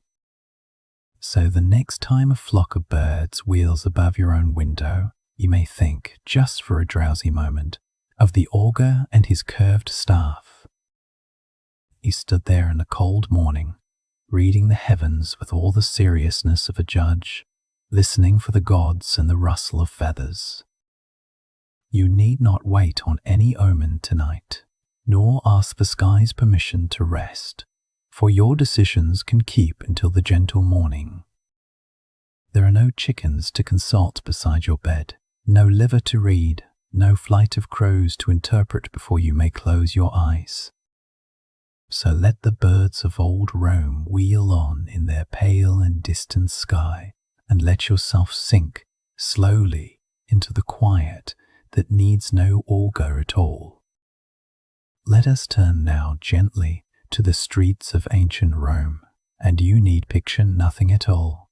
Simply let the sounds gather around you as you drift. You step out of your doorway into a lane so narrow that a loaded donkey and a man with a basket cannot easily pass one another at the same moment. The buildings around you lean up from many stories, these crowded apartment blocks the Romans called insulae, stacked floor upon floor like uneven shells. On the ground floor sit the shops, their wide wooden shutters folded back by day, spilling bread and oil and cloth almost into the roadway itself. Above the shops, the families are packed tight. The higher you climb, the cheaper and the more crowded the rooms become, and the steeper the dark stairs. By day, here is the first strange rule of this city. The great carts and wagons are simply forbidden to roll through the streets at all. Long ago, a law had banned heavy-wheeled traffic during daylight hours, leaving the daytime lanes to feet and litters and the slow press of the crowd. So, in the bright hours, you walk shoulder to shoulder through a river of people, jostled and turned and carried along whether you mean to go that way or not. A wealthy man passes by, borne above the heads of the crowd in a curtained litter on the shoulders of several bearers, untouched by the mud below. You, on your own 2 feet, must mind the elbows and the baskets, the swinging burdens, and the man who stops dead before you to argue a price. The ground underfoot is not kind, paved with great blocks of stone, worn smooth and slick, with gaps and ruts to catch an unwary ankle. At the crossings rise stepping stones, raised blocks set across the road, so you may pass dry shot over whatever has gathered in the gutter. For the streets serve as drains as much as roads, carrying off the rainwater, the wash from the shops, and a great deal you would rather not consider. From the windows above, now and then, comes the oldest hazard of the tall city, for what the upper floors no longer want must somehow come down. A careful walker keeps half an eye upward, for a basin emptied from a high window does not pause to ask who is standing beneath it. And so you weave along, hugging the wall where the overhang shelters you, stepping wide of the open doorways and the steam of the cookshops. From these cookshops, the Popinae and the Thermopolia, the smell of stew and warm wine drifts out, for many in the insulae have no kitchen of their own. You may lean at the marble counter and take a bowl of something hot, sold across a slab set with deep jars to keep the food warm. For an open fire inside a crowded wooden tenement is a dangerous luxury, and this brings us to the second great fear of the Roman street. Fire, which is always somewhere in this city, smouldering in a brazier, flickering in a lamp, waiting in the dry beams and the oil-soaked floors. The upper floors are built of timber and mud brick, thin partitions and wooden balconies, packed close enough that a single flame can leap from roof to roof. So a small fire in one apartment is rarely a small matter for long, for it climbs the dry stairwell and runs along the shared beams above. In the night, when the carts are at last allowed to roll, you may hear the cry of fire, passed from voice to voice along the lane. Rome did come to keep watchmen against the flames, the vigils, bands of men who patrolled the dark streets with buckets and hooks and ladders. They carried leather buckets passed hand to hand, long poles to pull down a burning wall, and woven mats soaked in water and vinegar. And yet against a city of timber stacked 5 stories high, buckets and hooks could only ever do so much, and often the answer was simply to wait. To wait and to pull down the houses nearby, breaking a gap the flames could not cross, sacrificing one home to spare the rest of the lane. You learn, living here, to sleep lightly, to know where the stairs are in the dark, and to keep little that you could not carry out in your arms. There is a third fear, quieter than fire and slower, but no less real, and it lives in the very walls that shelter you. For the insulae were built tall and built fast, raised by landlords eager for rent, and not always built as honestly as a wise tenant might wish. Floors were added upon floors beyond what the lower walls were ever meant to bear, until some buildings simply leaned and groaned in the night. Now and then, one of these towers would give way without warning, folding in upon itself in a cloud of dust and a long rolling crash. There came at last laws to limit how high a building might rise, to set a ceiling on the landlord's greed, though greed has a way of leaning past the law. So between the fire and the fall, the careful resident of Rome listened to his walls and noticed every new crack with the eye of a worried friend.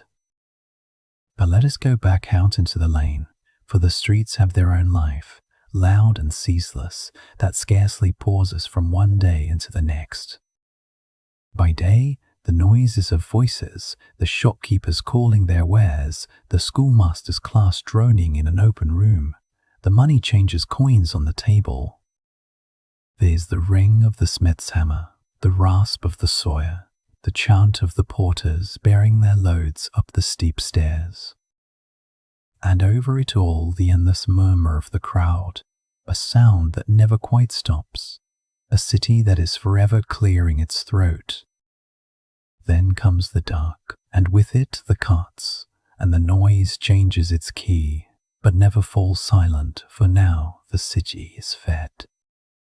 Through the narrow lanes the wagons grind in from the country, hauling grain and stone and timber and wine, their iron-bound wheels jarring over the paving. The drivers shout and curse at one another in the crowded turnings, where two loaded carts meet and neither can easily give way. And so the very rule that frees the daytime streets fills the night with grinding wheels and bellowing oxen beneath the bedroom windows. To sleep in Rome on the upper floors was to learn to sleep through the rumble of commerce passing endlessly under your bed. There were those who could afford a house upon a hill, a quiet domus sit behind thick walls where the din of the lanes barely reached. But for most of the city, sleep was a thing snatched between the cartwheels and the cookshop fires, in rooms shared with the whole loud world. And still the people loved their city, this roaring, leaning, smoking warren of brick and timber, for all its noise was the noise of a place alive. They knew its dangers, as you know the creak of your own stairs, woven so deep into daily life that they scarcely troubled to remark upon them. A fallen building was a misfortune, a fire, a calamity, yet both were ordinary enough that the survivors simply found new rooms and carried on. And in the morning the shutters folded back once more, the carts withdrew to the edges, and the daytime river of feet began to flow again. You would step out among them, mind the upper windows, mind the smooth, wet stones, and lose yourself in the warm crush of the crowd. And remember, as you lie there listening, that no cart will grind beneath your window tonight, and no high tower leans above your quiet bed. The walls about you were built to stand, the lamp is safely out, and the only river flowing past your door is the gentle one of sleep. So let the old city rumble on without you, its watchmen pacing, its wagons grinding through the dark, all of it 1,000 years away. You have walked its narrow lanes a little while, minded its windows and its stones, and now you may set the whole loud city gently down. Let the noise grow fainter, the carts further off, the watchman's calls thinning to nothing, until only the dark and the warmth remain. And there, with the dangerous old city safely behind you, you may rest, untroubled, in a quiet that ancient Rome scarcely ever knew. Let us turn now gently to water, that softest of subjects, and to the long stone rivers the Romans built to carry it across the sleeping countryside. You live, remember, in a city of perhaps 1,000,000 souls, and all of them are thirsty, and the river beside the town is brown and busy and not to be trusted. So the water comes instead from far away, from cool springs and distant hills, gathered and coaxed downhill along channels you will likely never see. The cleverness of it is quiet and almost invisible, for the whole vast system runs on nothing but a gentle, patient, downward slope. There are no pumps, no engines, no wheels turning in the dark. There is only gravity, falling ever so slightly, mile after careful mile.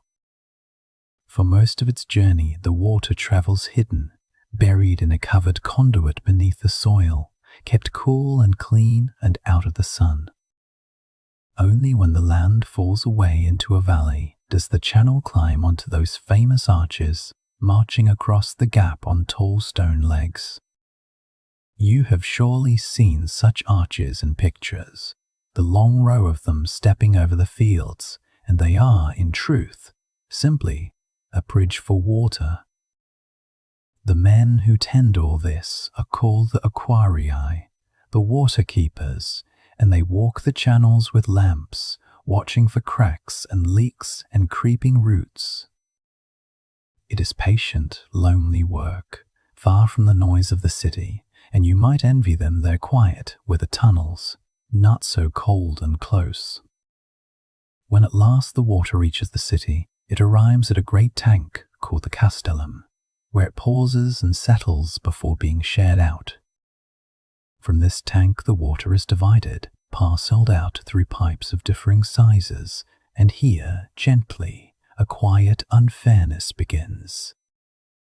The wealthy and the well-connected might pay to have a pipe led directly into their homes, a private trickle of mountain water all their own. But most people, the great ordinary crowd of the city, take their water as you might once have taken yours, from a public fountain in the street. On nearly every corner stands such a fountain, a basin of stone with water spilling endlessly from a spout, and never, day or night, turned off. The water simply runs, always a constant murmuring overflow, because there is no easy way to stop it, and no real wish to try. And so the streets are filled, all through the quiet hours, with the soft and ceaseless sound of running water, a lullaby the whole city shares. You would come to the fountain with a tall clay jug balanced on your hip or your shoulder, and wait your turn among the neighbors. There would be gossip there, and small quarrels over the queue, and children sent down to fetch water who lingered far too long playing. The fountain was, in its modest way, the heart of the neighborhood, the place where the street came together with its jugs and its sneers. The overflow from these fountains was not wasted, for it ran on down the gutters and was put to humbler work below. It flushed the streets of their filth, and it fed the great public latrines, and at last it ran into the sewers and away. So a single mouthful of mountain spring might be drunk, and then sweep a gutter, and then serve a dozen other quiet purposes before it left the city. Above all, the water fed the bars, the thermae, those vast warm holes where the whole city went to soak and scrape and sit a while.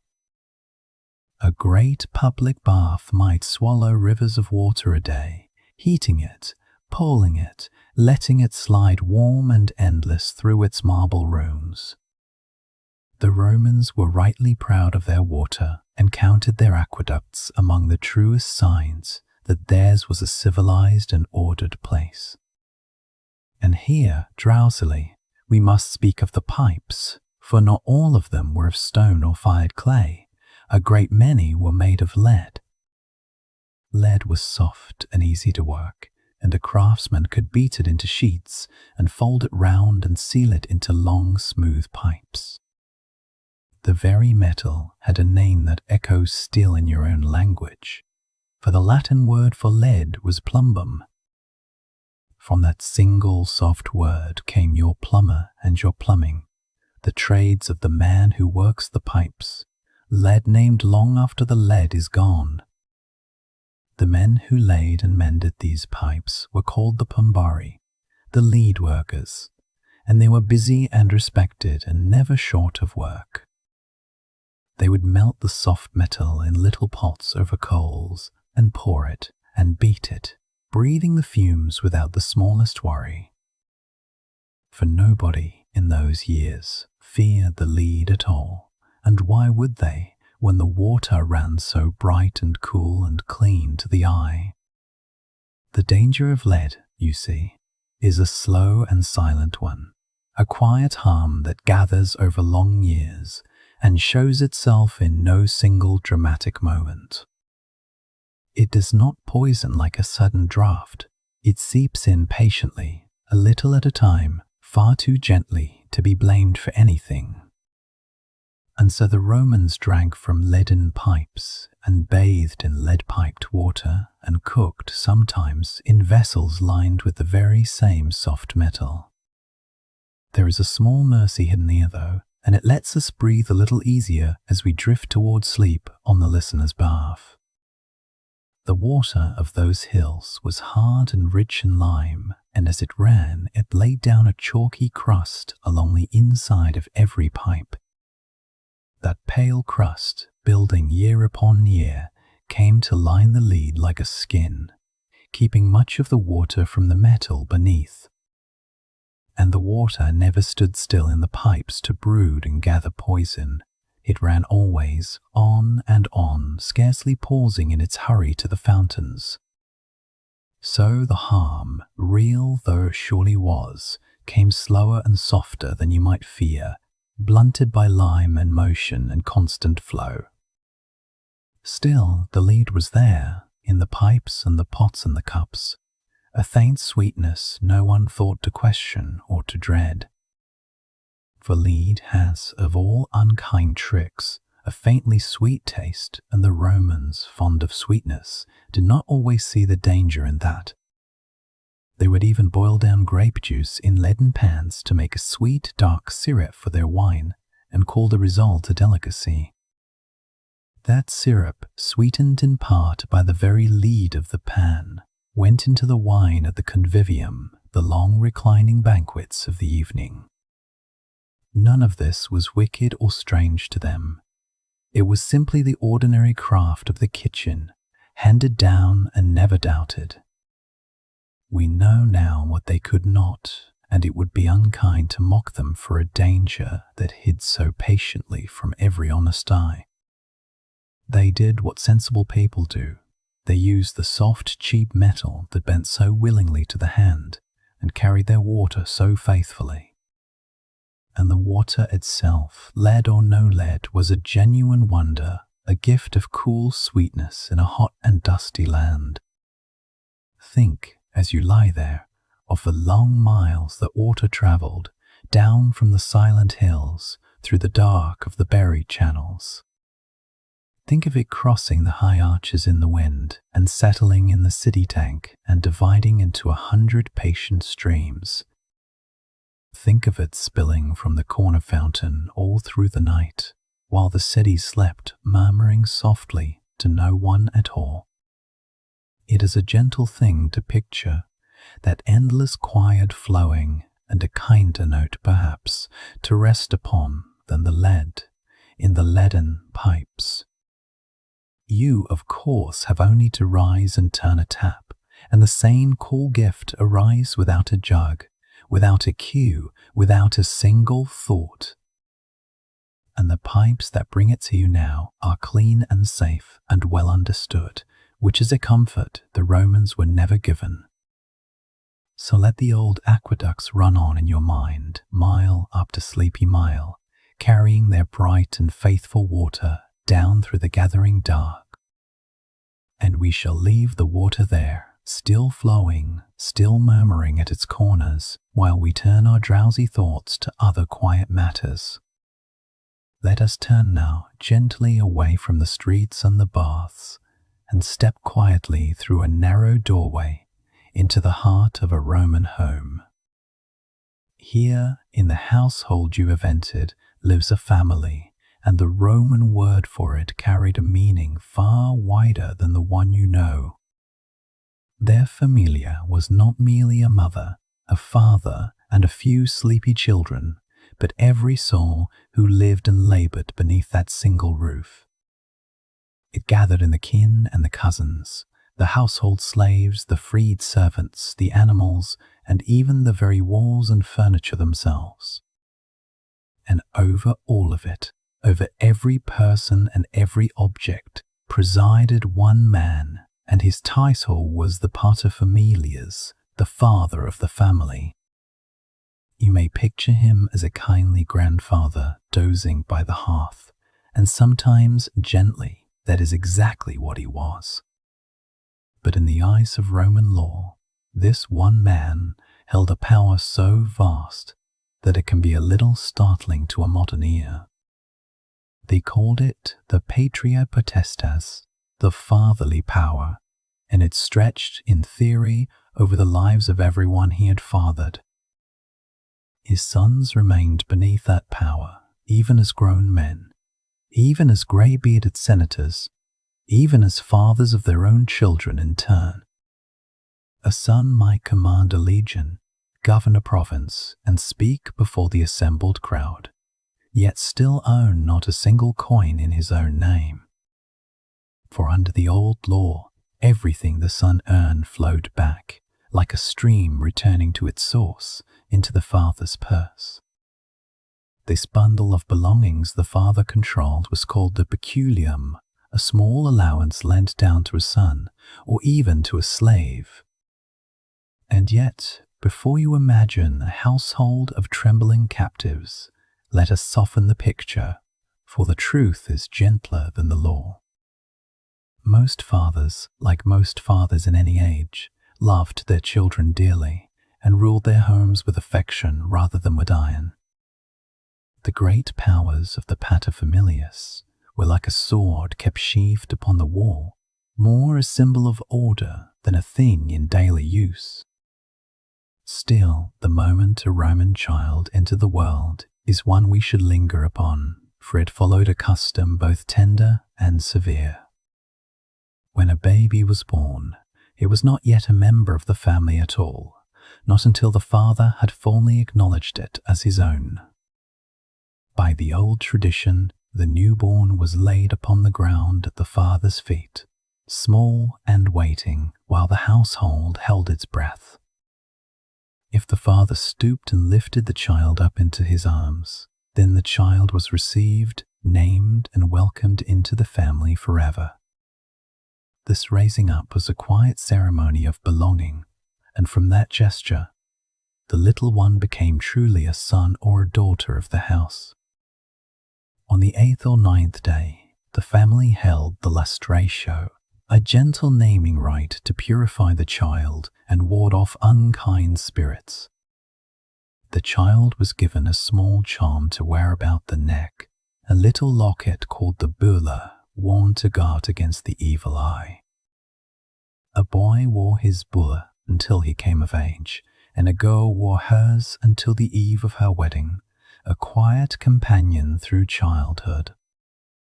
Within the home, the family honored its own small gods, the household spirits who watched over the hearth and the pantry and the door. These were the laws and the penates, gentle guardians given a little shrine in the corner where the family laid offerings of food and wine. And so a Roman child grew up beneath the eyes of these quiet protectors, taught from the first to honor the gods of home and hearth. In the earliest years, it was the mother, or a kindly nurse, who carried the child, fed it, sang to it, and rocked it towards sleep.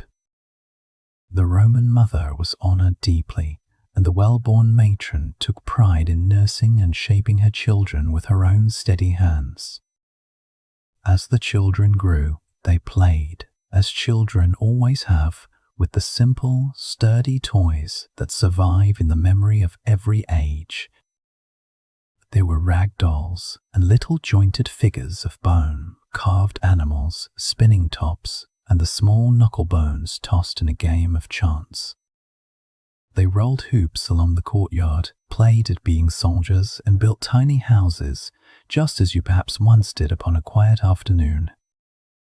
And here the present brushes softly against the past, for the laughter of a playing child has changed very little across 2,000 years. But childhood in Rome was brief, and the lessons of duty began early, for a Roman was raised above all to serve the family's name. Boys and girls of the poorest sort learned their work at their parents' sides, in the field, the workshop, the bakery, or the loom. The children of comfortable families went to school, often a single room where a stern master taught letters by repetition and by rod. They scratched their letters with a pointed stylus into wax tablets, smoothing the surface clean again with the flat end to begin anew.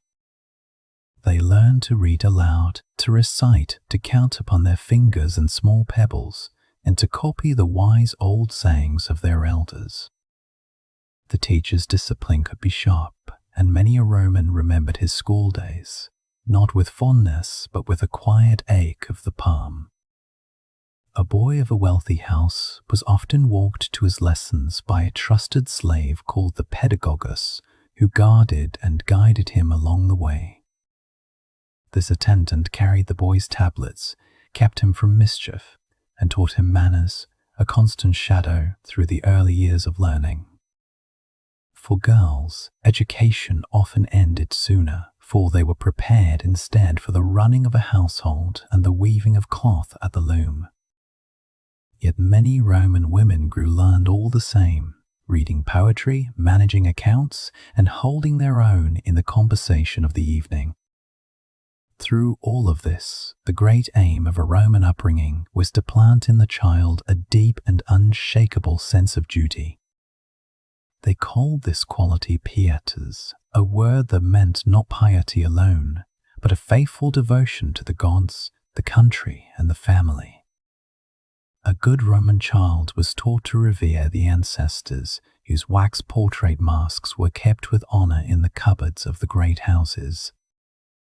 On days of mourning and festival, these solemn faces of the forefathers were carried out, reminding the living of the long line behind them. And so the child learned that he was but one link in a chain, owing his name and his honor to those who had come before. When a boy reached the threshold of manhood, somewhere near his 16th year, the family gathered for a tender and important day. He laid aside the bordered toga of childhood and the little bulla charm, offering them both to the household gods in quiet farewell. Then he put on the plain white toga of a grown man, the toga virilis, and was led down to the forum to be counted among the citizens.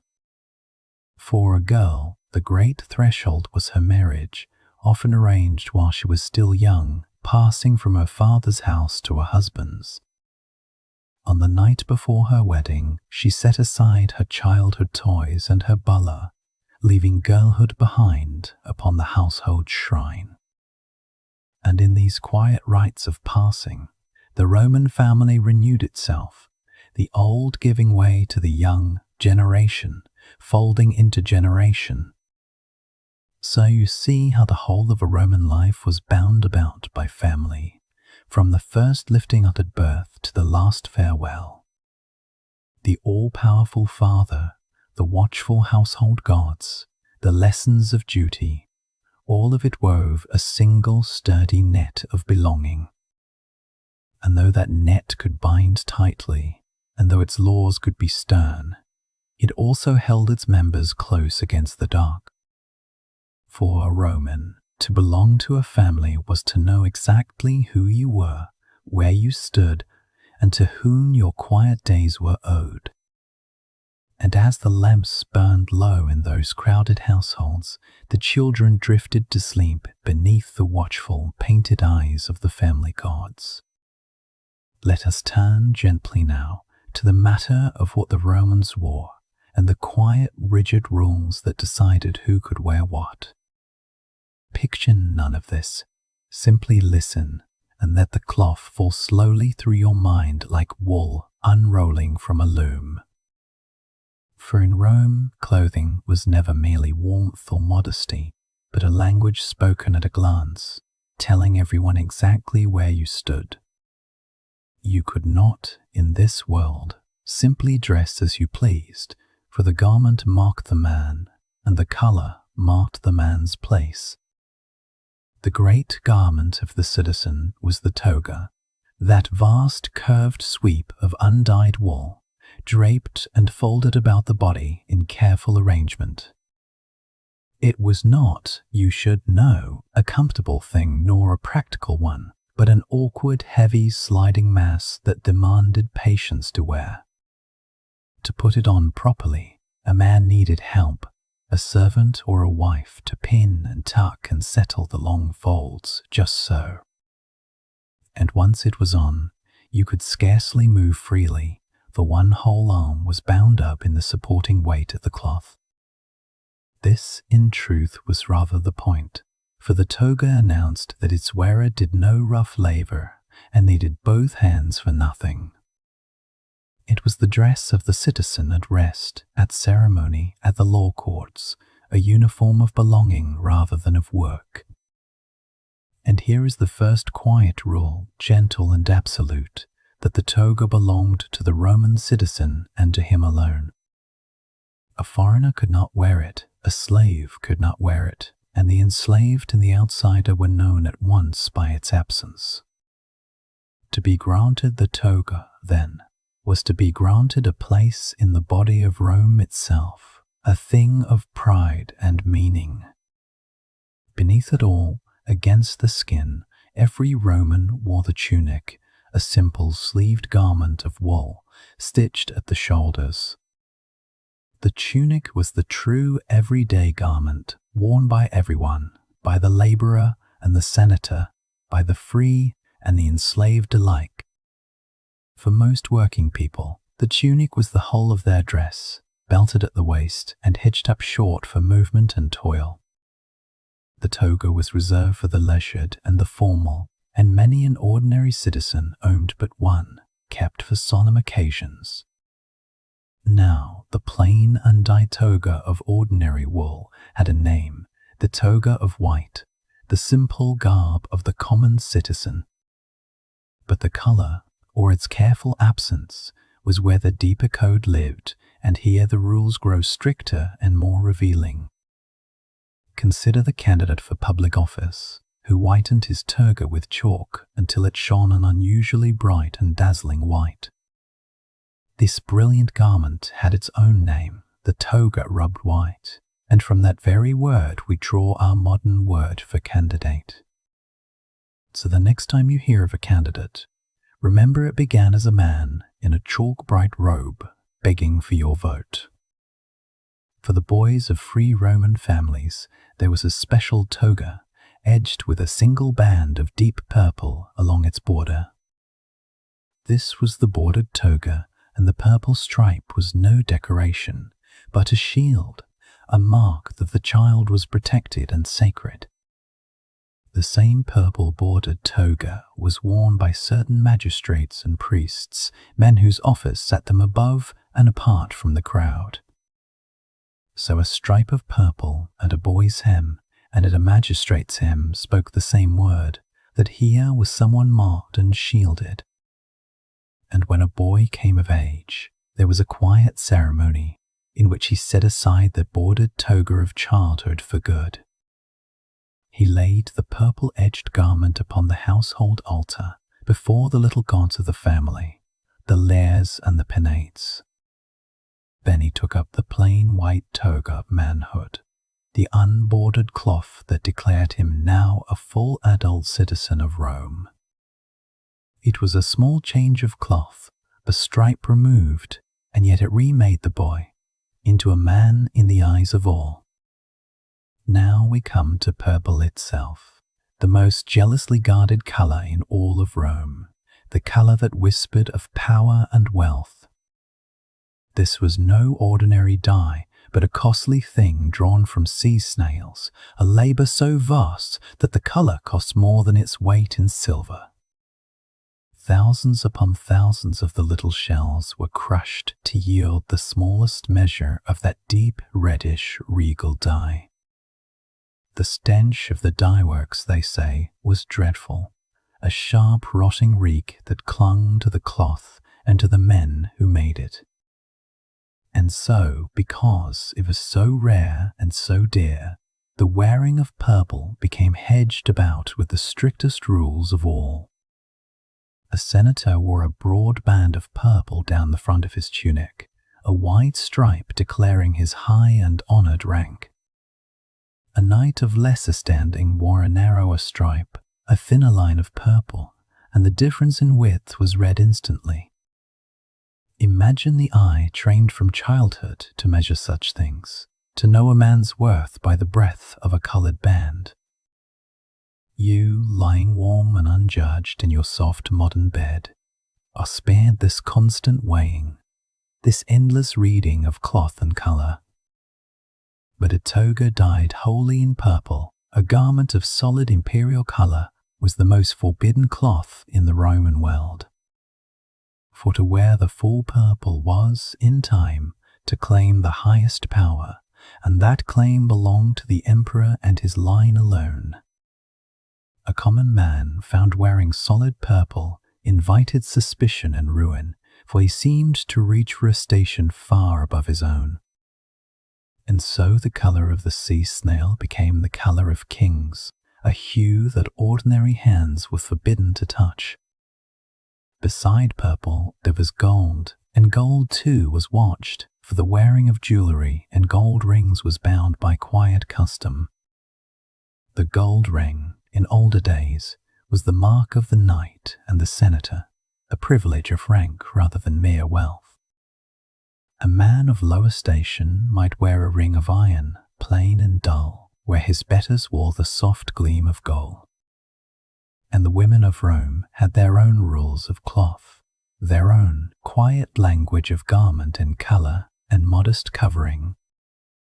The respectable married woman wore the long gown called the stola, a mark of her honored place as a wife of standing. Over it she might draw a great enveloping shawl, wrapping head and shoulders when she walked abroad among the eyes of the city. The stola, like the toga, was a garment of belonging, declaring her a married woman of the citizen class and worthy of respect. For the texture of the wool also spoke, the fineness of the weave, the softness of the cloth marking the depth of a purse. The rich wore wool-combed, soft and dyed in gentle saffrons and sea greens, while the poor wore coarse cloth left its natural grey. And the keeping of all this cloth was its own great labor, for white wool soiled quickly in the dust of the streets. The togas were sent to the fullers, the launderers of Rome, who trod the cloth in great vats to clean and whiten it. And the fullers, by an old and curious practice, gathered stale urine in pots upon the streets to use in their cleaning. The ammonia within it, you see, lifted the grease and brightened the wool, and so the cleanest togas were born of the foulest means. So the gleaming white toga of the proud citizen was made bright, in the end, by a process he would rather not have considered. And there it is, the whole quiet hierarchy of Rome stitched into wool and stripe and color, read at a single passing glance.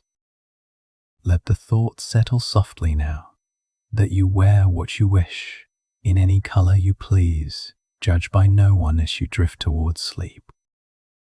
Let us turn, gently, to the matter of dyeing, which the Romans handled, not with hushed embarrassment, but with ceremony, noise, and a great deal of careful, comforting ritual. Picture none of this too vividly, simply listen, For in old Rome, death was a neighbor you expected to meet often and met without much surprise. When a Roman lay dying at home, the family did not retreat behind a door, but gathered close around the couch, watching, waiting, ready to do their small and tender duties. The nearest relative would lean in at the very last moment and catch the final breath upon their own lips, a soft and ancient gesture of farewell. It was believed, you see, that something of the departed lingered in that last warm exhalation, and the living wished to receive it and hold it, and let it go gently. Then someone would call the dead person's name aloud, 3 clear times, a gentle summoning, half hope and half ritual, that no one had truly gone before their moment. This was the conclamatio, the calling, and when no answer came, the household understood, and the long, slow machinery of a Roman funeral quietly began to turn. The body was washed with warm water, anointed with fragrant oils, and dressed, if the person had earned it, in the toga that marked their place among the citizens. A single small coin was sometimes placed within the mouth, a fare, a humble payment for a ferryman who waited, they believed, at the dark edge of the living world. For the Romans imagined the dead must cross a river to reach the world below, and the boatman Charon, grim and patient, would carry only those who could pay. You, lying warm and unworried in your bed tonight, owe no coin to any ferryman, and that small freedom would have astonished an anxious Roman household. The dressed body was laid out on a couch in the entrance hall, feet pointing toward the door, so that the household could come and sit and grieve and remember. Cypress branches were set at the threshold, a dark and silent signal to passers-by that within this house someone had died, and the family kept vigil. Friends and neighbors came to pay their respects, speaking softly, leaving small gifts, and the wealthier the house, the longer and grander this lying in state would be. In a grand family, the procession to the place of burning might come days later, but in a humble one it followed soon, plain and unadorned. And when the moment came, the procession formed and stepped out into the street, and this is where the Roman funeral became something almost theatrical. Musicians went ahead, playing flutes and horns, a thin and mournful sound winding between the tall apartment blocks, announcing to the whole quarter that the dead were passing. Behind them, in the grander funerals, came hired women whose task was to weep, to wail, and to beat their breasts, loud and unashamed, in public sorrow.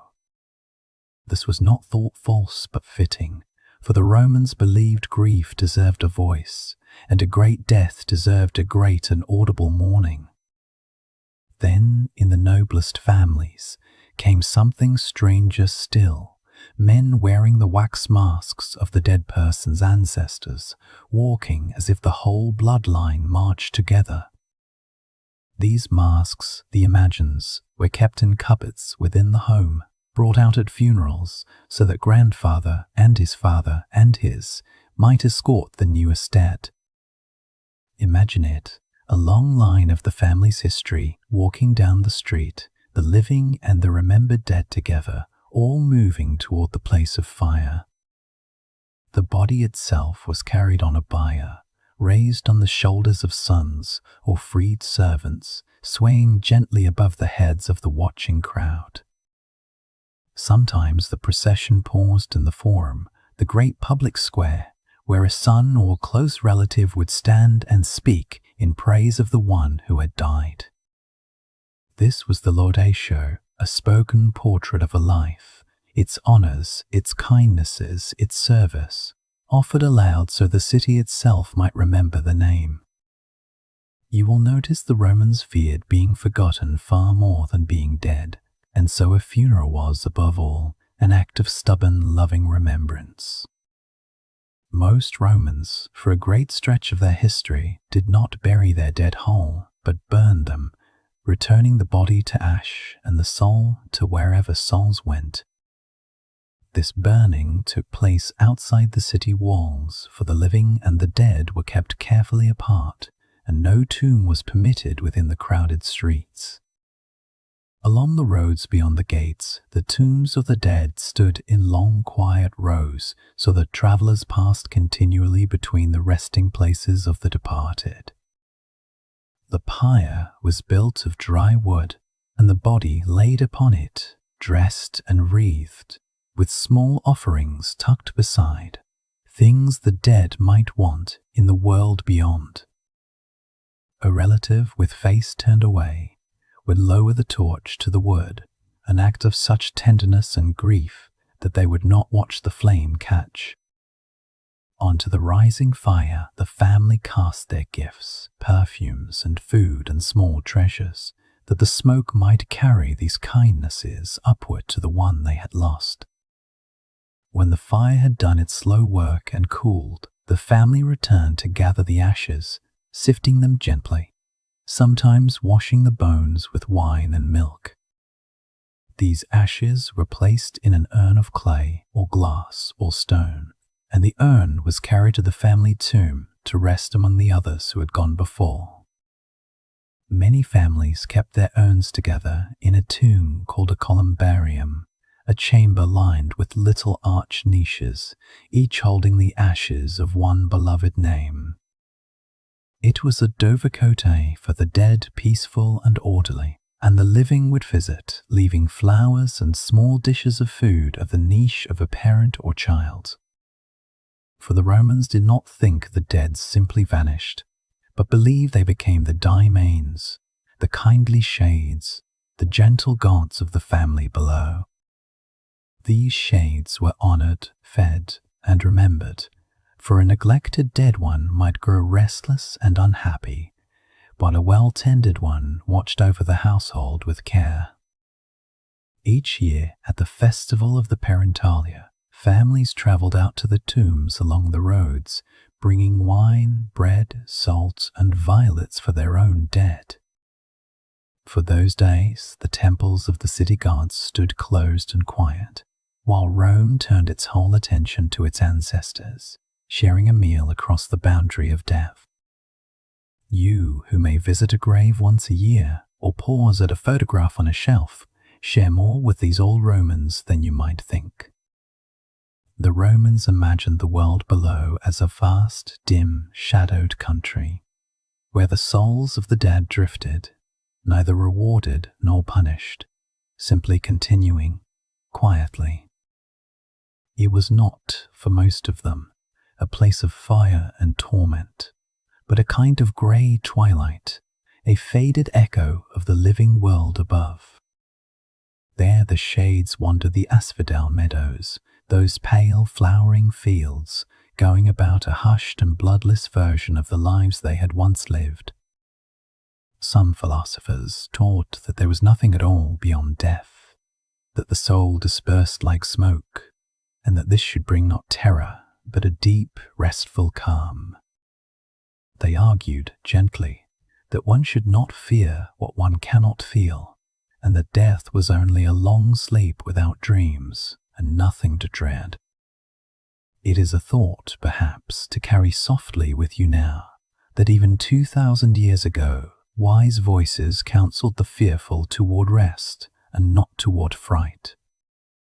For the very poor, who could afford no tomb and no carved stone, there were burial clubs, small societies into which a few coins were paid month by month. These clubs ensured that even the humblest member would receive, at the end, a proper burning, a marked place, and a name not utterly lost to the world. It mattered enormously, you understand, that the dead should not be cast away unmourned, for an unburied soul they feared could find no peace and no crossing. So even strangers, finding an unburied body upon the road, were expected to pause and scatter a little earth, 3 handfuls, a small mercy that satisfied the gods. After a death, the family entered a period of mourning, wearing dark, plain garments, setting aside ornaments and feasts, living quietly for a measured span of days. On the 9th day after the burning came a final meal at the tomb, the Cena Novendialis, after which the household washed and slowly returned to the business of living. The house itself was swept and purified, the threshold cleansed, and life, in its patient and ordinary way, resumed beneath the watchful eyes of the family shades.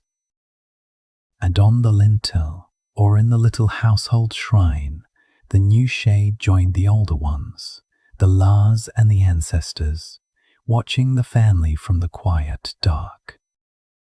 They were fed at the family table on feast days, a portion set aside, a few drops of wine poured out, the dead and the living dining together in memory. So death in Rome was loud, then quiet, public, then tender, a procession of flutes and masks giving way at last to ash and an urn and a remembered name. And you, drifting now toward your own untroubled sleep, may take a strange comfort from these careful, gentle, much-loved dead of long ago. Let us turn now, gently, away from the bright marble and the perfumed baths, and walk together down the darker, narrower streets of the city after the sun has gone. You are a citizen of Rome, and the truth you carry with you quietly is that the city has no police force, as you would ever recognize the word. There are no patient officers walking a beat, no whistle, no lantern coming to your aid, only the watchmen who fight fires and keep a loose eye on the dark. These watchmen, the vigils, are meant for flames and falling timber, and only by accident do they trouble themselves with a thief slipping along the wall. So when night arrives and the great doors of the houses are barred from within, you understand that the streets belong, for a while, to no one and to everyone. The wealthy do not walk these streets alone, and you would not expect them to, for they move surrounded by a small crowd of their household servants. These attendants carry torches and clubs, and they go ahead of the master to clear the way, lighting the cobbles and warning off any shape that lingers in a doorway. For you, with no such retinue, the simplest safety is to be home before dark, to dine early, and to let the night belong to braver or more foolish souls. And here, comfortably, you might remember your own front door, the gentle click of a modern lock, the small certainty that the street outside is watched and lit. In Rome that certainty does not exist, and so the law, when it acts not before the crime, but long, slow, and heavily afterward. Justice here is a private matter first, for if you are robbed, no official will hunt the thief on your behalf, and the chase, if there is one, is yours. You must catch the wrongdoer yourself or pay men to do it, and then drag him, by the law's permission, before a magistrate to answer for the deed. To summon a man to court, you were entitled by ancient custom to lay your hand upon him and command him to come, and the law allowed this plainly. If he refused and had no friend to stand surety for him, you might compel him with rope or force, and no one would think you cruel for it. So the very act of bringing a case began with the hand and the arm, a thing that to your modern ear sounds rough, yet to them was simply procedure. The penalties, when the case was heard, depended enormously and unevenly upon who you were, for Rome did not pretend that all men stood equal before the judge. A man of high standing, a citizen of property and good family, might be sent into a comfortable exile, losing his place but keeping his life. A poorer man, or one without the cherished gift of citizenship, faced the harder roads of the law, and far less mercy waited at the end of them. The this twofold justice, soft for the great and hard for the small, was not hidden or denied, but woven openly into the very fabric of the courts. The Romans had a phrase that lingered in their thought, that a citizen could not lawfully be flogged or bound in the old harsh ways without due process. Citizenship was a shield then, a thin, invisible armor, and to lose it, or never to have held it, was to stand exposed to the rougher edges of power. Within the household itself, justice was rougher still, for the master, the paterfamilias, held an authority over his people that the public courts rarely entered. A household slave who stole, or who was merely suspected, might be judged by the master alone, and the punishments of that private court were the master's to choose. We will pass lightly over the particulars, as a kind narrator should, for the listener falling asleep need not carry such weights into the dark. It is enough to know that the law of the family ran parallel to the law of the city, and the two seldom troubled one another. In the streets, meanwhile, ordinary violence flowed so constantly that it scarcely counted as news, and a brawl outside a tavern raised no particular alarm. The wine shops, the popane and the carpane were lively, crowded places, where the poor drank cheaply and tempers loosened with each cup poured. A spilled drink, an insult, a wager gone sour, and fists would follow, and the loser would limp home through the dark to nurse his bruises alone. No report was filed, for there was no one to file it with, and the matter ended where it began, in the noise and smoke of the shop. The crowded apartment blocks, the insulae, press thousands of strangers together up creaking wooden stairs, and disputes between neighbors had their own rough music. Above the safe stone shops on the ground floor, the upper rooms grew flimsier, cheaper, and more dangerous, with every flight you climbed. From those high windows, by an old and weary custom, the contents of chamber pots were sometimes simply tipped into the street below. And the law, practical as ever, had rules for the man struck by what fell, granting him the right to claim against whoever lived above. That such a law existed at all tells you, gently, how ordinary the danger of a falling pot, or worse, truly was in the daily life of the city. Robbery on the roads beyond the walls was its own ancient trade, and travellers banded together for the journey, knowing the lonely stretches were watched. The brigand, the latro, haunted the tombs and woods along the great paved highways, and a milestone far from any town was no comfort at all. So those who could travelled by day in company with a hired guard if their purse allowed it, and they kept their valuables hidden and their pace steady. When at last a brigand was caught, the law dealt with him sternly, for an attack upon the roads was an attack upon Rome itself. Yet much of what we would call crime never reached a court at all, settled instead by feud, by silence, or by the quiet weight of who owed whom a favor. The great families had clients beneath them, and patrons above them, and a man wronged might find his remedy in this web long before any judge was troubled. To be poor and friendless, then, was the most dangerous condition of all, for you had neither the law's full favor nor a powerful man's protecting shadow.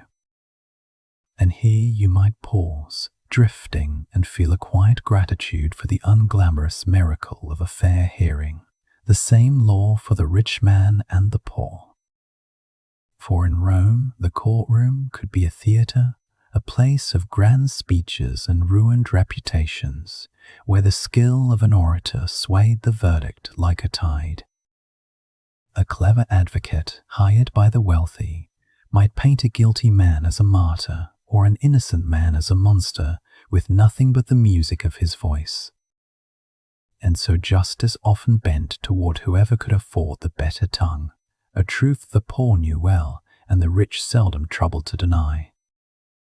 There were no prisons as you would picture them, no long sentences served in stone, for Rome did not lock men away for years to pay a debt to society. A man might be held only briefly, awaiting trial or the carrying out of a sentence, but the idea of imprisonment as the punishment itself was largely foreign. Instead, the penalties were swifter and more final: fines, exile, hard labor in the mines, or worse, and we will leave the worst of these gently in shadow. The mines and the quarries swallowed the condemned of the lowest rank, sending them far from the city to a labor from which few ever returned. For the listener drifting now, it is enough to know the shape of it, that mercy and severity were handed out by birth as much as by deed.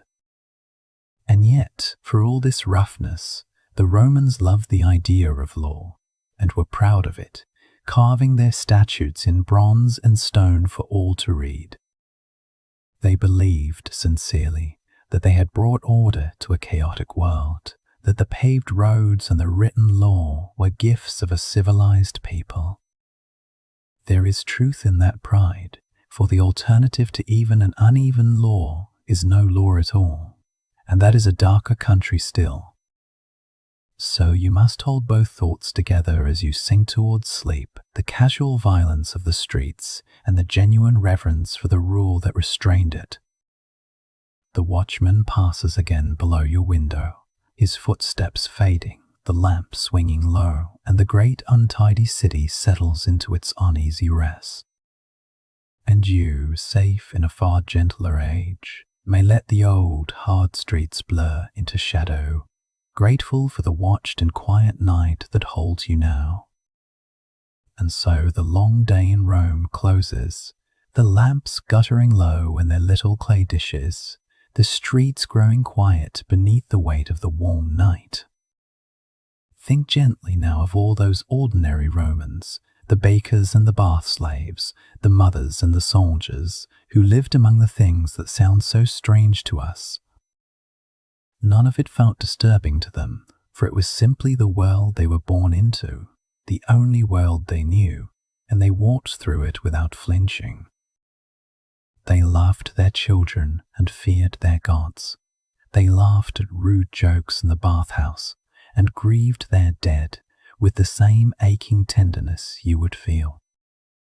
The shared sponge, the crowded apartment, the reclining feast, the household gods watching from their little niche, all of it was just the soft, ordinary texture of being alive. And now, very slowly, let your mind drift back across all those centuries, back through the dark, back to the soft and certain comfort of your own bed. You are not lying on a thin mat in a noisy insula. You are warm and held and safe, with a roof that does not leak and walls that do not lean. No augur reads the sky for you tonight. No omen troubles your rest. Only the quiet hum of the sleeping house and the slow rhythm of your own breathing. So let the strangeness and the wonder of that vanished world settle softly over you now, like a blanket drawn up against the cool of the night. Rest easy, dear listener, grateful for your gentle modern comforts, and carry these quiet Romans kindly with you into the dark. Sleep well,